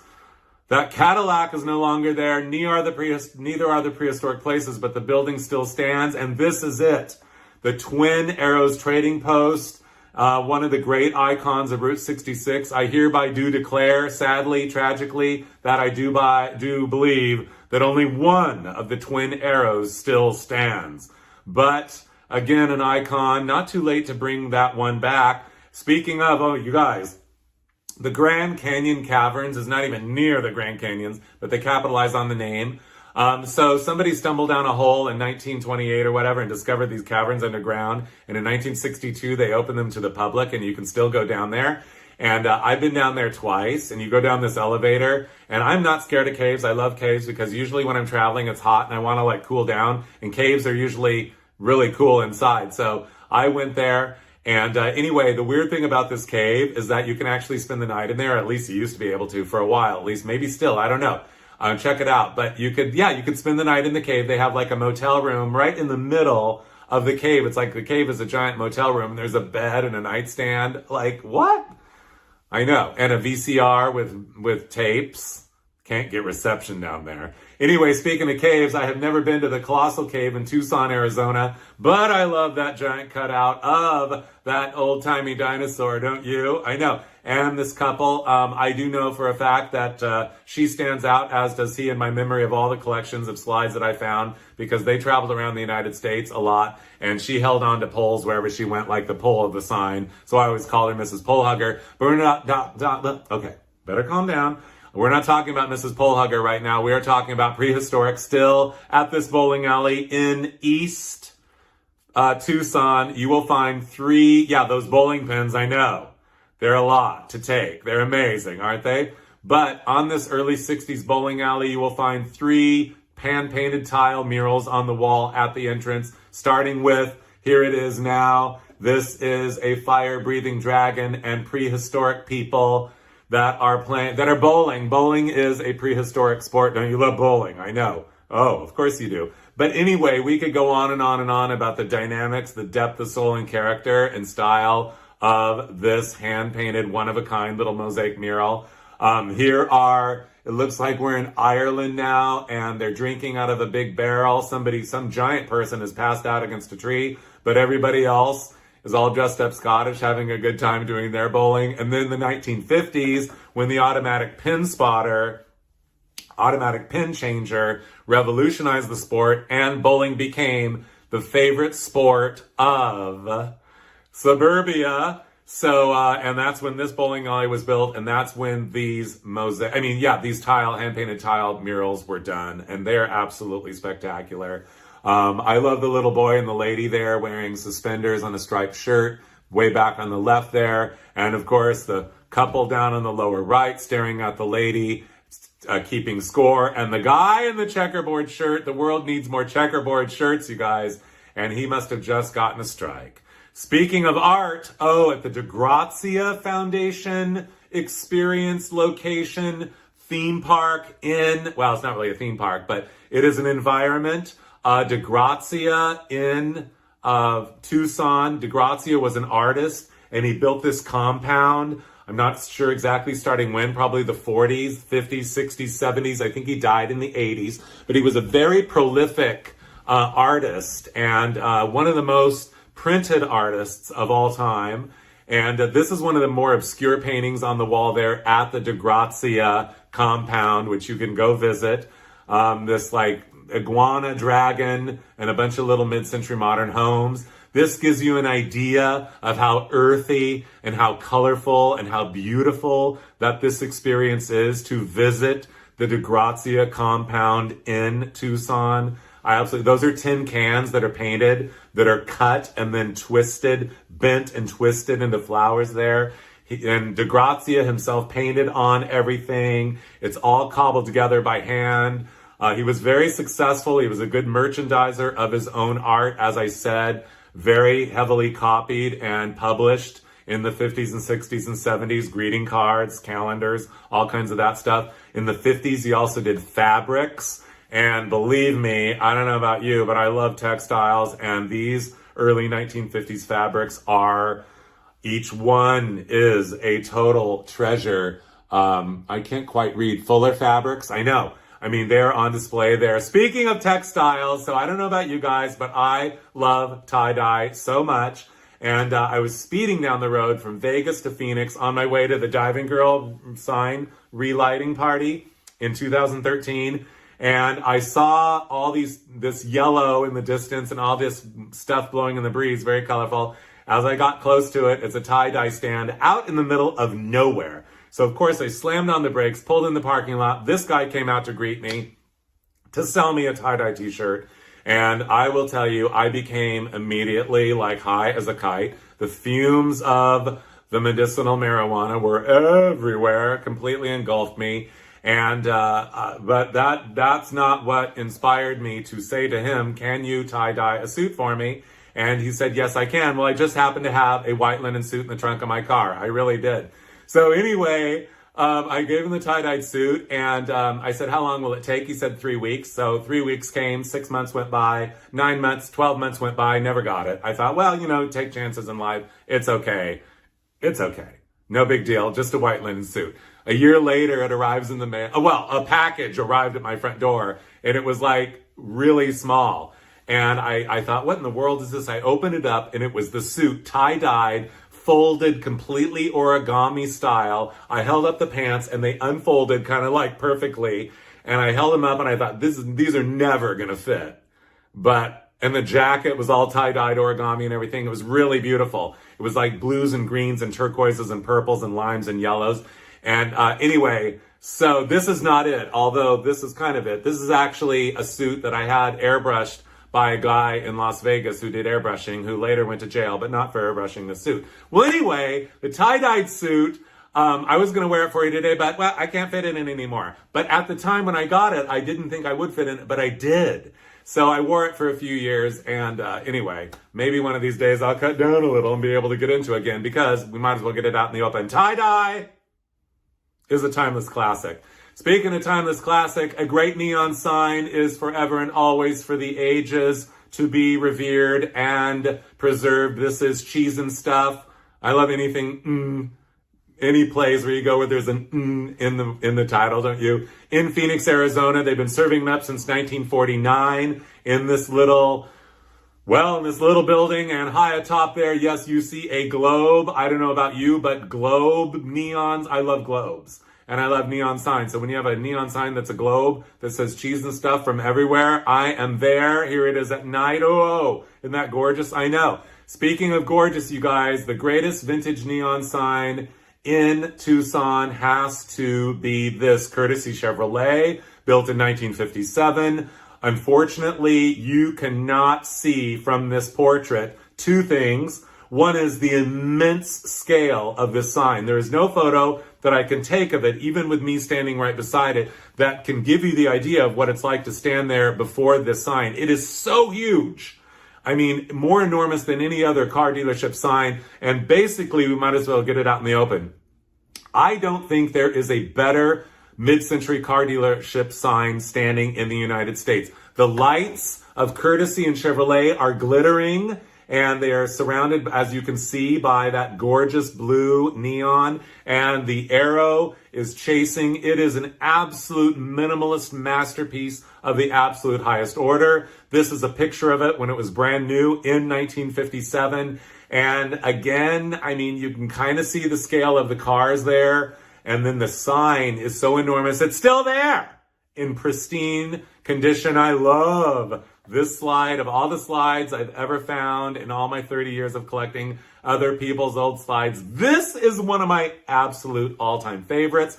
It is indeed a, oh, you guys, I love it so much. It is a 1959 Ford, high atop a pole at Reed Mullen used car lot, new car lot in Phoenix, Arizona, downtown. It was a promotional stunt by a local DJ who stayed up there for 244 days. He also recorded 2 records up there, conducted his radio show there 5 days a week from being up there in that flying 59 Galaxy 500 convertible. And by the way, we might as well get it out in the open. This is the only known color photograph of the 244 days that he was up there. Yeah, he's like standing up there. I know. Where do we begin? He could probably drive it here to the Green Gables restaurant. Yes, ladies and gentlemen, opened in 1949 in Phoenix, Arizona. This is the medieval themed restaurant to end all medieval themed restaurants.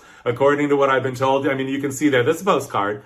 You can see there is a knight in shining armor. Or is that, well, I don't know if he's in shining armor, but yeah, kind of. And apparently, according to the legend, he would meet you when you meet your car as it pulled in the parking lot and escort you up to the porte cochere there, where you, that's a 58 Ford, by the way, where they would go, and Lance, or a Pied Piper would be there, and then they would go park your car, another costumed employee, and then you'd go in, and Guinevere would lead you to your table. Sorry, it's all a little overwhelming, I know. Anyway, it closed decades ago, of course, but miraculously, the building is still there. You want medieval? Fine. How about a little bit of old world jester? I know a little bit of Italiano. Anyway, this is nothing Italiano about this other than the jester himself. And this is a 1960s sign still standing in Arizona on Grand Avenue, Mr. Lucky's. And it is a miracle that it is still there because Mr. Lucky's is long gone. This is a picture I took several years ago, but I just drove by it. Happy to remind you that it was still there. I was on my way to Soretta's Candy Company. I don't know about you, but everywhere I go, I look for old-timey candy stores, you guys. Not the kind of candy stores that sell old-timey candy, the kind of old-timey candy stores that make candy. Candy makers. I go look for them everywhere I go. Soretta's is Glendale, Arizona. They've been there since 1968. It's a homespun, family-run operation for our family, from our family to yours. That's that's Mr. Soretta right there. And it is total I Love Lucy. I was just there the other day, and I know. And they said they only run this particular line 2 days a week. And if you're lucky to be there on one of those 2 days, you might want to call ahead if you can. You will get to see that candy factory really happening and the smell of all that chocolate and chocolate mint. The French mint's a specialty of the house. Oh, you wanted pink cranberry almond clusters? No problem. Oh, you like green food coloring, you like pink food coloring, and you like yellow food coloring? Fine, no problem. How about some white chocolate dyed yellow cowboy boots? And of course, here is a look at the candy factory itself. I love the checkerboard floor. Don't you always love a checkerboard floor? Yes, you do. I know you do. And it says Creams by Joe. Apparently, there was 4 sons, and I think still are. And one of them did the chocolate, one of them did the nougat centers, one of them did the cream centers, and one of them did the whatever else, the brittles. Yes, the brittles. Anyway, something like that. And that big cactus right there is made of chocolate. Thank you. And here is, speaking of cactus, in Arizona, there's no such thing as going to Arizona without getting some candy, cactus candy. Because everyone needs more sugar and jellied candies. It's a jellied candy. Anyway, a classic for decades, since it says it right there on the box, 1949. This artwork is from at least then. or shortly thereafter. Anyway, I had a box of this candy. I still have the box. I saved the box. I'm not a hoarder, but I could be. But anyway, I looked inside the box thinking the candy was still in there. I ate it, duh. Anyway, you can go to the candy factory, the Cactus Candy Factory. I don't think they're going to invite you in, though. It's not one of those kind of candy factories. For that, you got to go to Soretta's. But anyway, you can strike a pose, nothing to it, right in front of the Cactus Candy guy. You like cactus people? People who, when cactus and people have babies. Here's one. Tucson, Arizona, the Sunshine City. Tucson is a wonderland to discover, I will tell you that right now. However, I will hereby declare my plea to the fine folks of Tucson. You've done an amazing job with preservation on so many levels there. How about bringing this sign back? Don't you love it? I know. He even has little T's on his holster and on his boots, you guys. T for Tucson. The big sun. Sunshine. I know. Like, he needs a moment. And that dress is absolutely spectacular. Talk about a timeless classic for all time and the ages. Speaking of timeless classics, speaking of treasures, this is a giant muffler man, or in this case, Paul Bunyan carrying an axe. And I will tell you that these giant muffler men, as they came to be known, because the largest order for these giant men, these giant fiberglass men, was a muffler shop in the 1960s. So they were holding mufflers.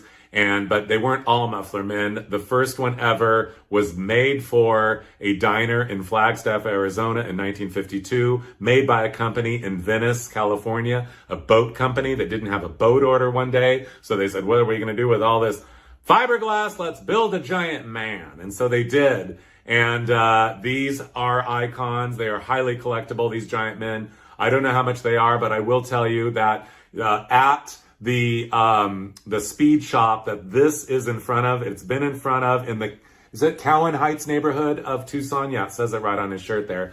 Anyway, he has been there since 1964, and they have the receipt to prove it. And it says, sorry, I get excited. It says how much they paid for him. I think it was $1,900. I know, priceless. Also priceless in Tucson is this animated spaghetti chef, Caruso spaghetti, ravioli, chicken, veal, pizza pie. Since 1939, Caruso's has been serving it up. It is the real deal. Homespun and family run to this day. If you go to Tucson, you want to go to Caruso's. Still serving.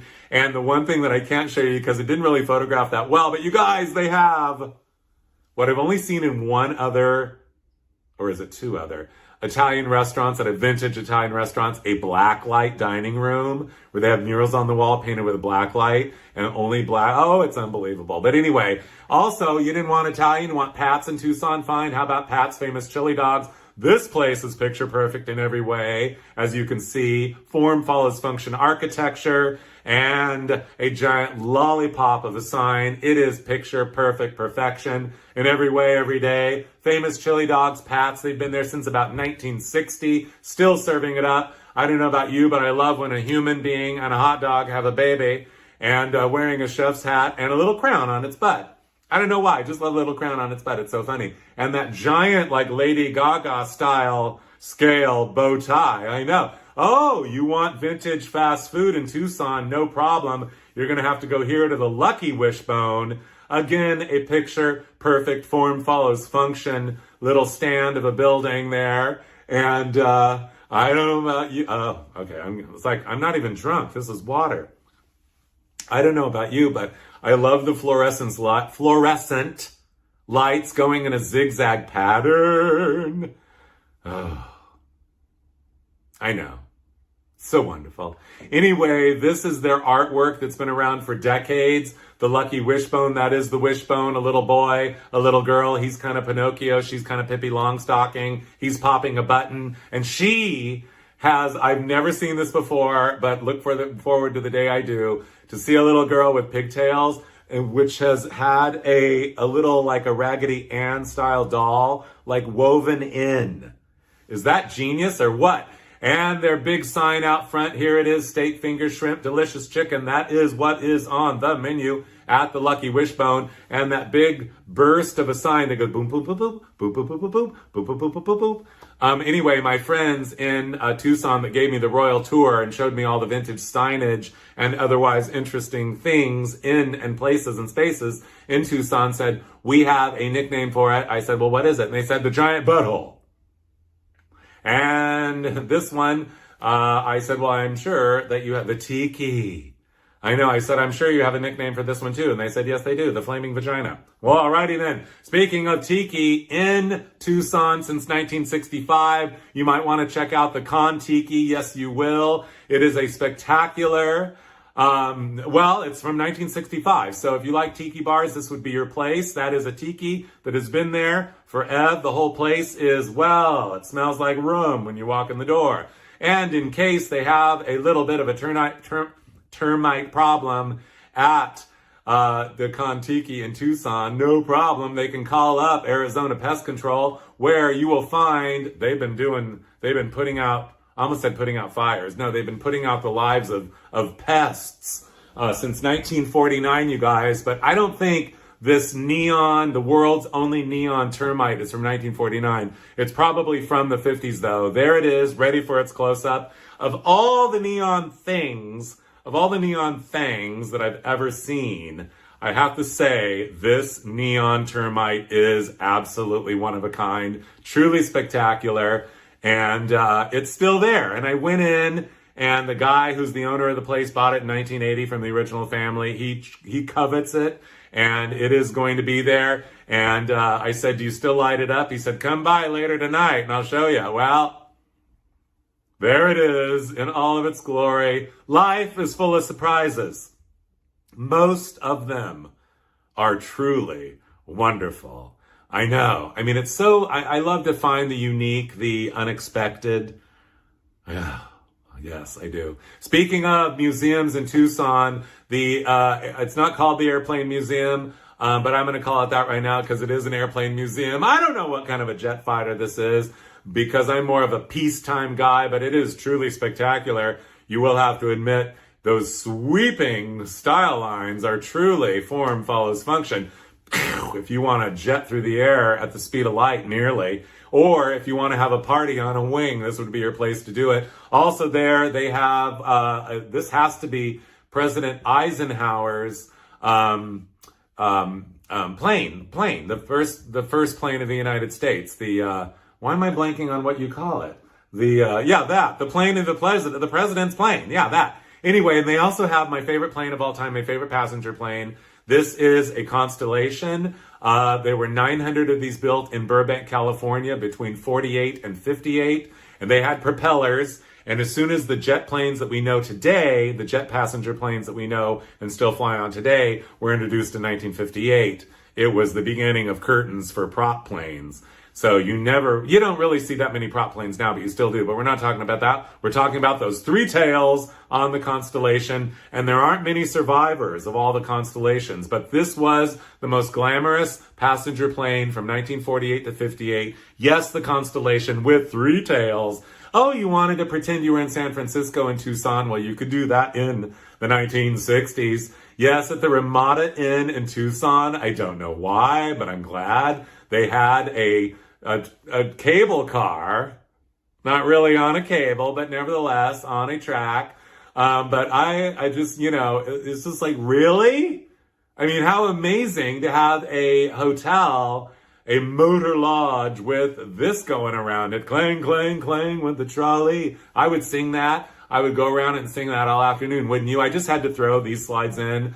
Downtown Phoenix, late 1950s. Indian Village Trading Post. I mean, there's just something, the nuance of depth and soul and beauty and color of the neon, the text, the font of Trading Post, Royal Jewelers next door, in the window at the Trading Post, the ceremonial sale, the teepee above the front door, or wigwam, I'm sorry. It looks like she's wearing one of those patio dresses there crossing the street. Right down the street, someone took this same photographer in the late 1950s, took this most likely capturing this moment because there is kind of a prospector kind of a guy character there who has ridden his horse into town, and he is parking him at a parking meter.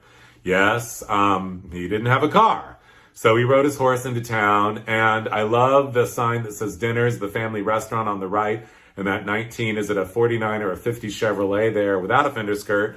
But I love more than anything the mode shoe sign. That is by sign design standards. That is very unique in every single way. That is very eye-catching, very modern, and very unexpected. And we love Pereira portable portraits, cameras, and supplies as well. But you guys, if you really want to do some time traveling, and I love a good time warp, and they are rare, Empire Food Market in Tucson, where do we begin to behold the glory, you guys? It is truly spectacular in every way. I've been there every time that I've been to Tucson, you guys. Those detour signs are now gone because I was there just the other day, and this place is exactly the time warp that it has been for decades. Was the time last time I was there, and the time before that. This is the inside. First thing you notice, those light fixtures from the 1930s. This market has been there since the 1920s. It is homespun and family run. That minty sage green of those shelves that somebody made. This is not your average market, your average supermarket. It is truly, even though the stuff on the shelves is new, it's all the classic brands, and it's just like almost too much. But you guys, the centerpiece and the crowning touch of the whole thing, and the most unexpected part of this time warp, is this absolutely picture perfect blow mold hamburger that has been hanging there since the first time I was there 13 years ago, and it was probably hanging there since. It's probably from the 60s. And I have never seen another one of these. It is double-sided. It is, is it just me, or do we all seriously love a double-sided blow mold hamburger? There's the other side of it. Yeah, again, Cheez-Its, you guys, celebrating 101 years of Cheez-Its. Looks like there's Triscuits are there. They're from like 1912 as well. Wheat Thins, I think, are from the 40s, 46. But anyway, we're not talking about that right now. There's also goldfish down there, you guys, and cookies. We could go on and on and on. But that's for my upcoming show in Palm Springs, Supermarket Superstars, in February. If you're not going to be there live in person at Modernism Week, you can see my Supermarket Superstar show, which I talk about all the legendary supermarket products. You can go on my website and click on Watch On Demand. It's one of these Watch On Demand shows. Anyway, you guys, the aisle dividers, or the ones that aisle numbers, have these little advertisements on it, wax text. These are still there. Yipe stripes, new fruit stripe gum. So this Empire Market, I never expected to see. Every time I go there, I'm like, of course, it has to be like some new trendy market or whatever, but it is still there, untouched. I highly recommend it. I did my shopping there. And, road food. Growing up with Meat Power, Swift's meat for babies. Yeah, I know. It's a lot. I love a good time warp, and I love a great fanned out vintage neon sign. The Tucson Inn since 1952. Later in the 50s, they added this spectacular sign that would capture your attention from a mile away. I am happy to say that the Tucson Inn is undergoing a dramatic restoration, and the neon sign has just been restored and relit. So like the Egyptian Motor Hotel in Phoenix that we saw earlier, this will soon be a boutique hotel to stay in, and you can bask in the glory of that on your way to the thing. Okay, you guys, I know. I might as well calm down, but the thing is, no, I can't calm down. Why bother? I'm going to have a sip, though. Maybe you should, too. Since 1965, the thing. It's between El Paso and Tucson, you guys, on the old main road, out in the middle of nowhere. It is the ultimate classic American roadside attraction. The Thing, a brilliant circus promoter in 1965, apparently said, I'm tired of traveling, I'm going to make one thing, and he did, and the thing is the thing. It is still there for your time-honored appreciation, pleasure, and mine inside. This is 2015 when I was there, the one and only time. Entrance to the thing, $1. I'm like, seriously? $1 to see the thing? Shouldn't it be like 95? Unbelievable. However, I spoke too soon because I now hear the price is $10. Worth it. Worth it forever and always. First of all, before you get to the thing, it is an interesting time-honored, time-warped collection of memorabilia and the most spectacular low-mileage original 1849 model-covered wagon I've ever seen, and some hand carvings and some other oddities of the 1932 Buick.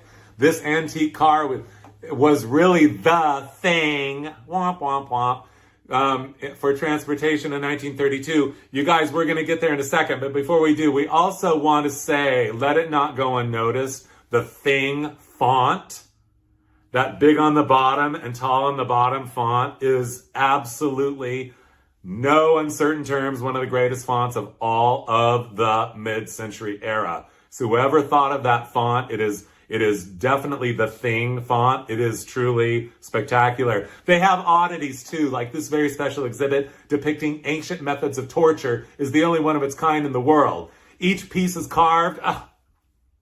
A torture chamber with various forms of torture. You guys, this place is so bizarre. Exactly what we love in a classic roadside attraction. I know, totally. So I can't recommend it enough. I've heard they've added on some stuff in the last few years. That's why the price went up or whatever. But I also hear that the original old part of it is still intact. And here it is. The thing itself. Yes.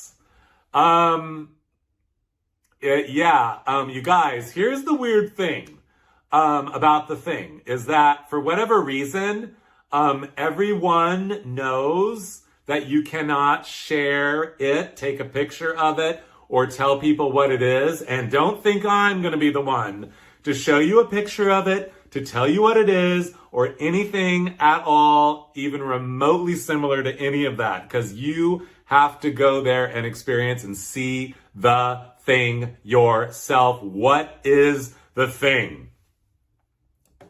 Not this. No, this is not the thing. This is something else.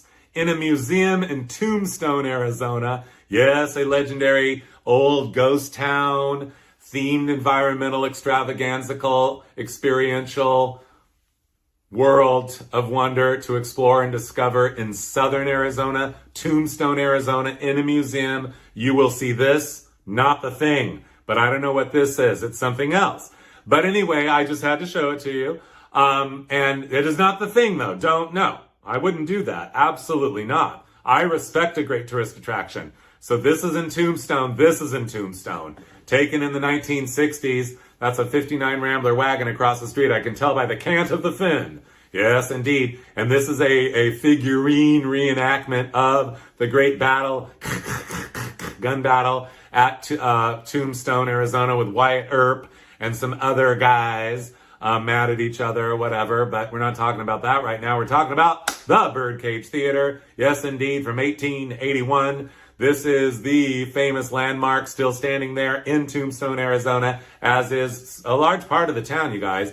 And this, by the way, the Birdcage Theater inspired a copy at, and currently still at, both still stand, the original, this one, and the copy at Knott's Berry Farm in Buena Park, California. You can see and hear all about that in my Knott's Berry Farm Land Watch On Demand slideshow, but we're not talking about that right now. We are talking about, that is, the 1960 Continental by Lincoln.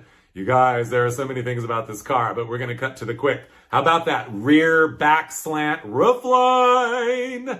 I know, and you guys, even the rear window goes up and down on this car. Where do we begin to behold the glory? I know. I love this shot so much. I mean, thankfully, somebody had the wherewithal to take this slide in a Tombstone gift shop. Looks like late 1950s, early 60s. The ladies holding up the pennant. Oh, the perfect moment. I love everything in all those jars. I want a little bit, a quarter pound of each of those candies. All the things available in that gorgeous rounded front showcase. There's stuff on the walls, the license plates, there's antiques, there's curios, there's curiosities and candies. The perfect kind of place. And currently, there are still gift shops there, though, you guys, but this one, I'm not sure. This is current days there. You can you can ride around the town in a stagecoach. Oh, yes, indeed, you can. And I don't know about you, but I do love a good ride on a stagecoach every now and then. Don't you? Oh, of course you do. A horse-drawn stagecoach.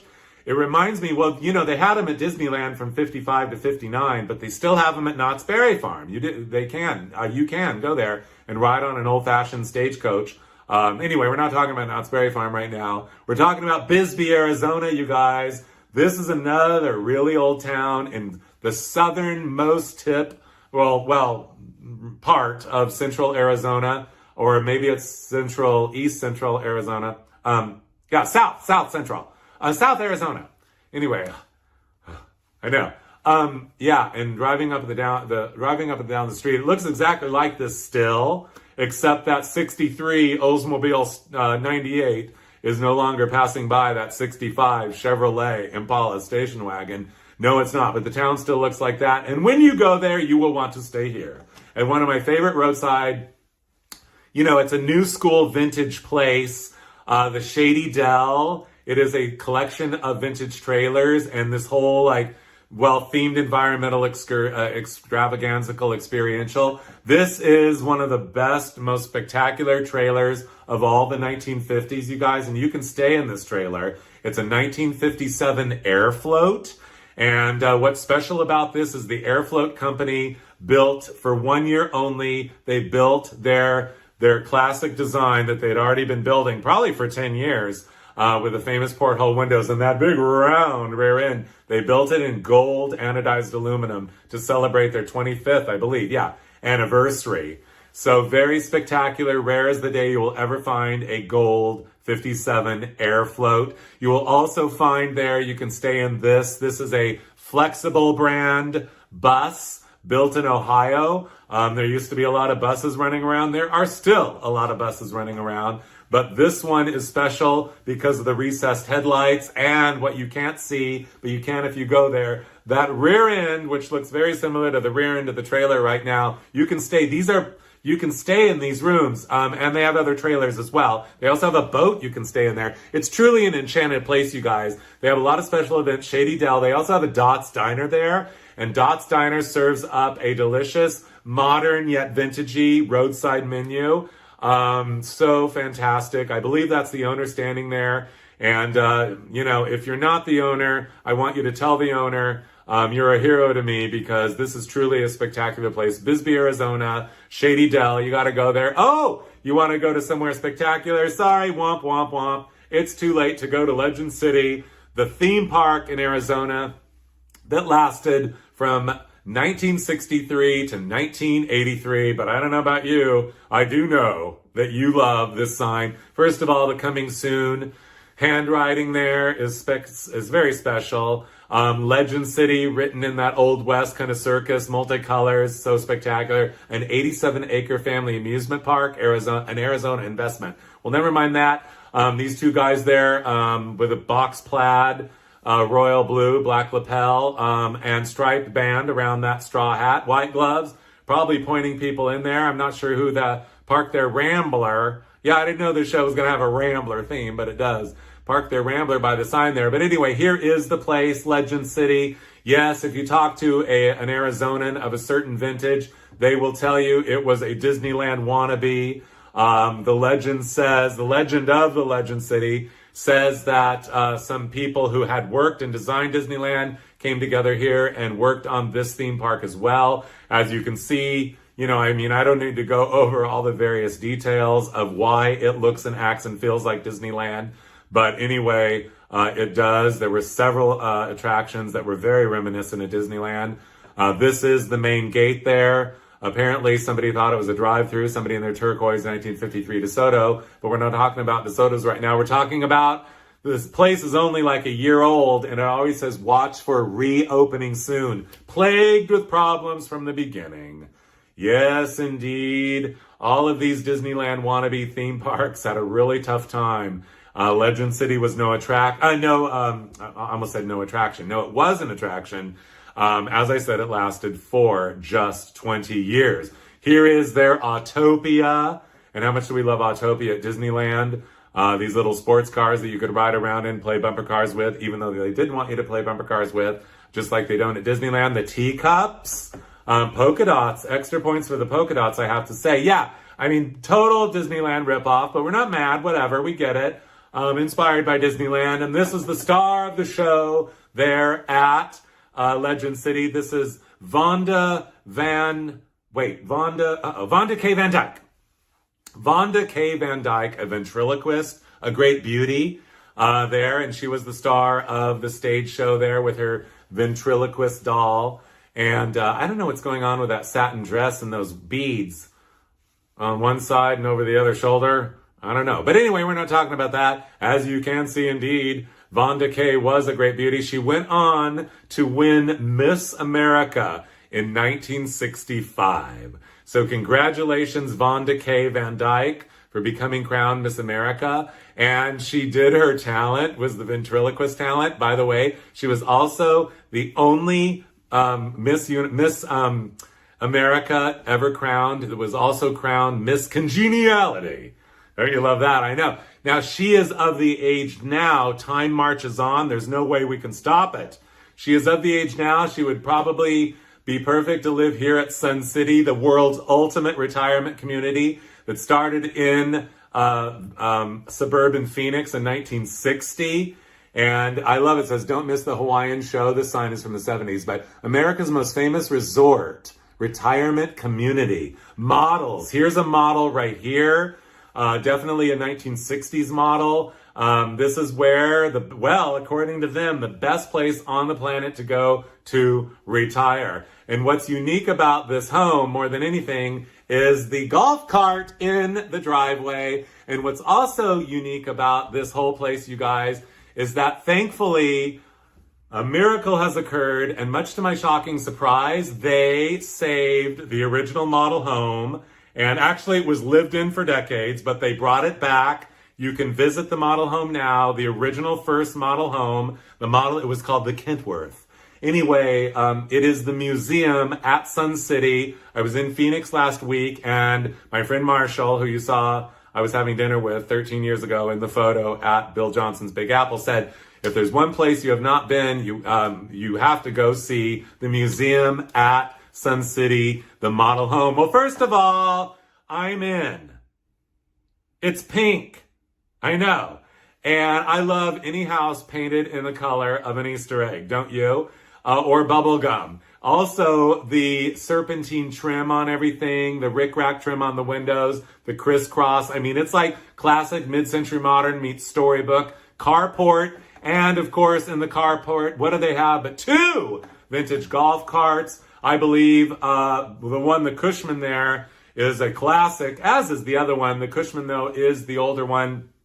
That streamlined modern design is from the year of 1949. Thank you to the fine folks of Nebraska for bringing us Cushman golf carts. Wouldn't you love to go around in a vintage Cushman golf cart? And I love the other one. It has fringe on it. I love anything with fringe, don't you? I know. Inside the museum, they have done a very good job of basically taking you back.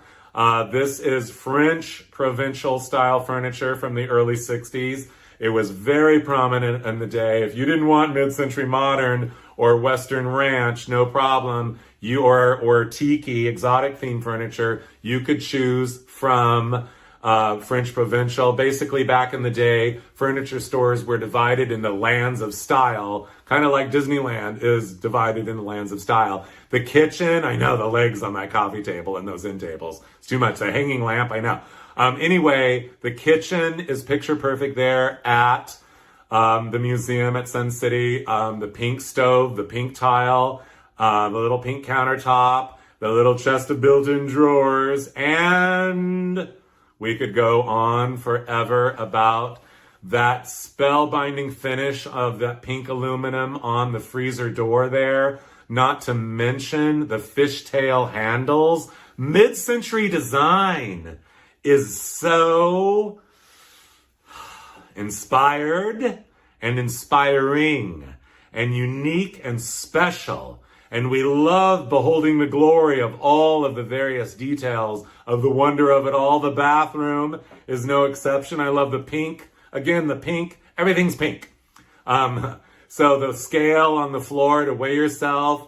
I know. The tile on the floor. That swag of a curtain. That drape. Excuse me. That's a drape.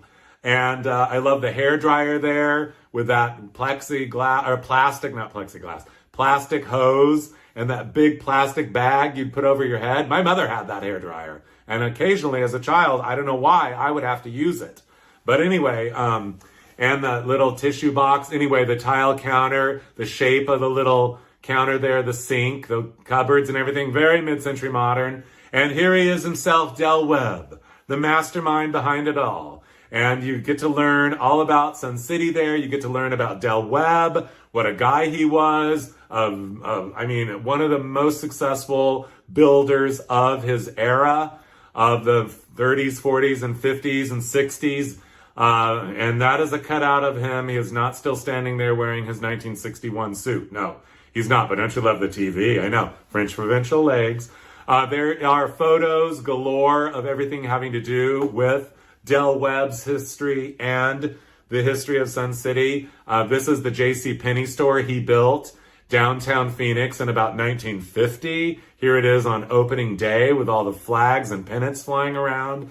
And I don't know about you, but if we sat here for a while, we could talk about how spectacular this very boxy mod, minimalist modern form follows function design truly is. Housing the JCPenney, which, by the way, started in Wyoming in 1902. I think that band of windows there across the front is probably the windows to the cafeteria, or maybe the buying offices, I don't know. But back to Sun City, you guys. Also on the wall was this postcard of one of the early models with flamingo shutters.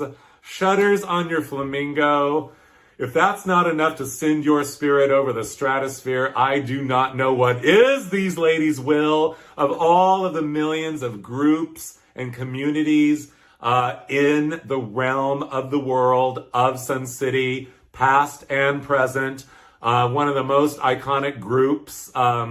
There are the cheerleaders. They're called the Pom-Poms. They have a baseball team there, and they're the cheerleaders for the baseball team. I think that's a female baseball team as well. But anyway, it's all kinds of things there that to do, arts and crafts and all kinds of communities to get involved with there. But this one's my favorite. They even made a movie about them at some point. That's a long story, but we have to kind of wind this down to a delicious done. This is the cocktail cart. Don't you love it? I know. In the living room of the model home museum display there at Sun City that you can visit right now. On the top, vintage cocktail stuff. In the middle, one of the greatest freeform ashtrays I've ever seen, and I love it the most because it says Sun City on it.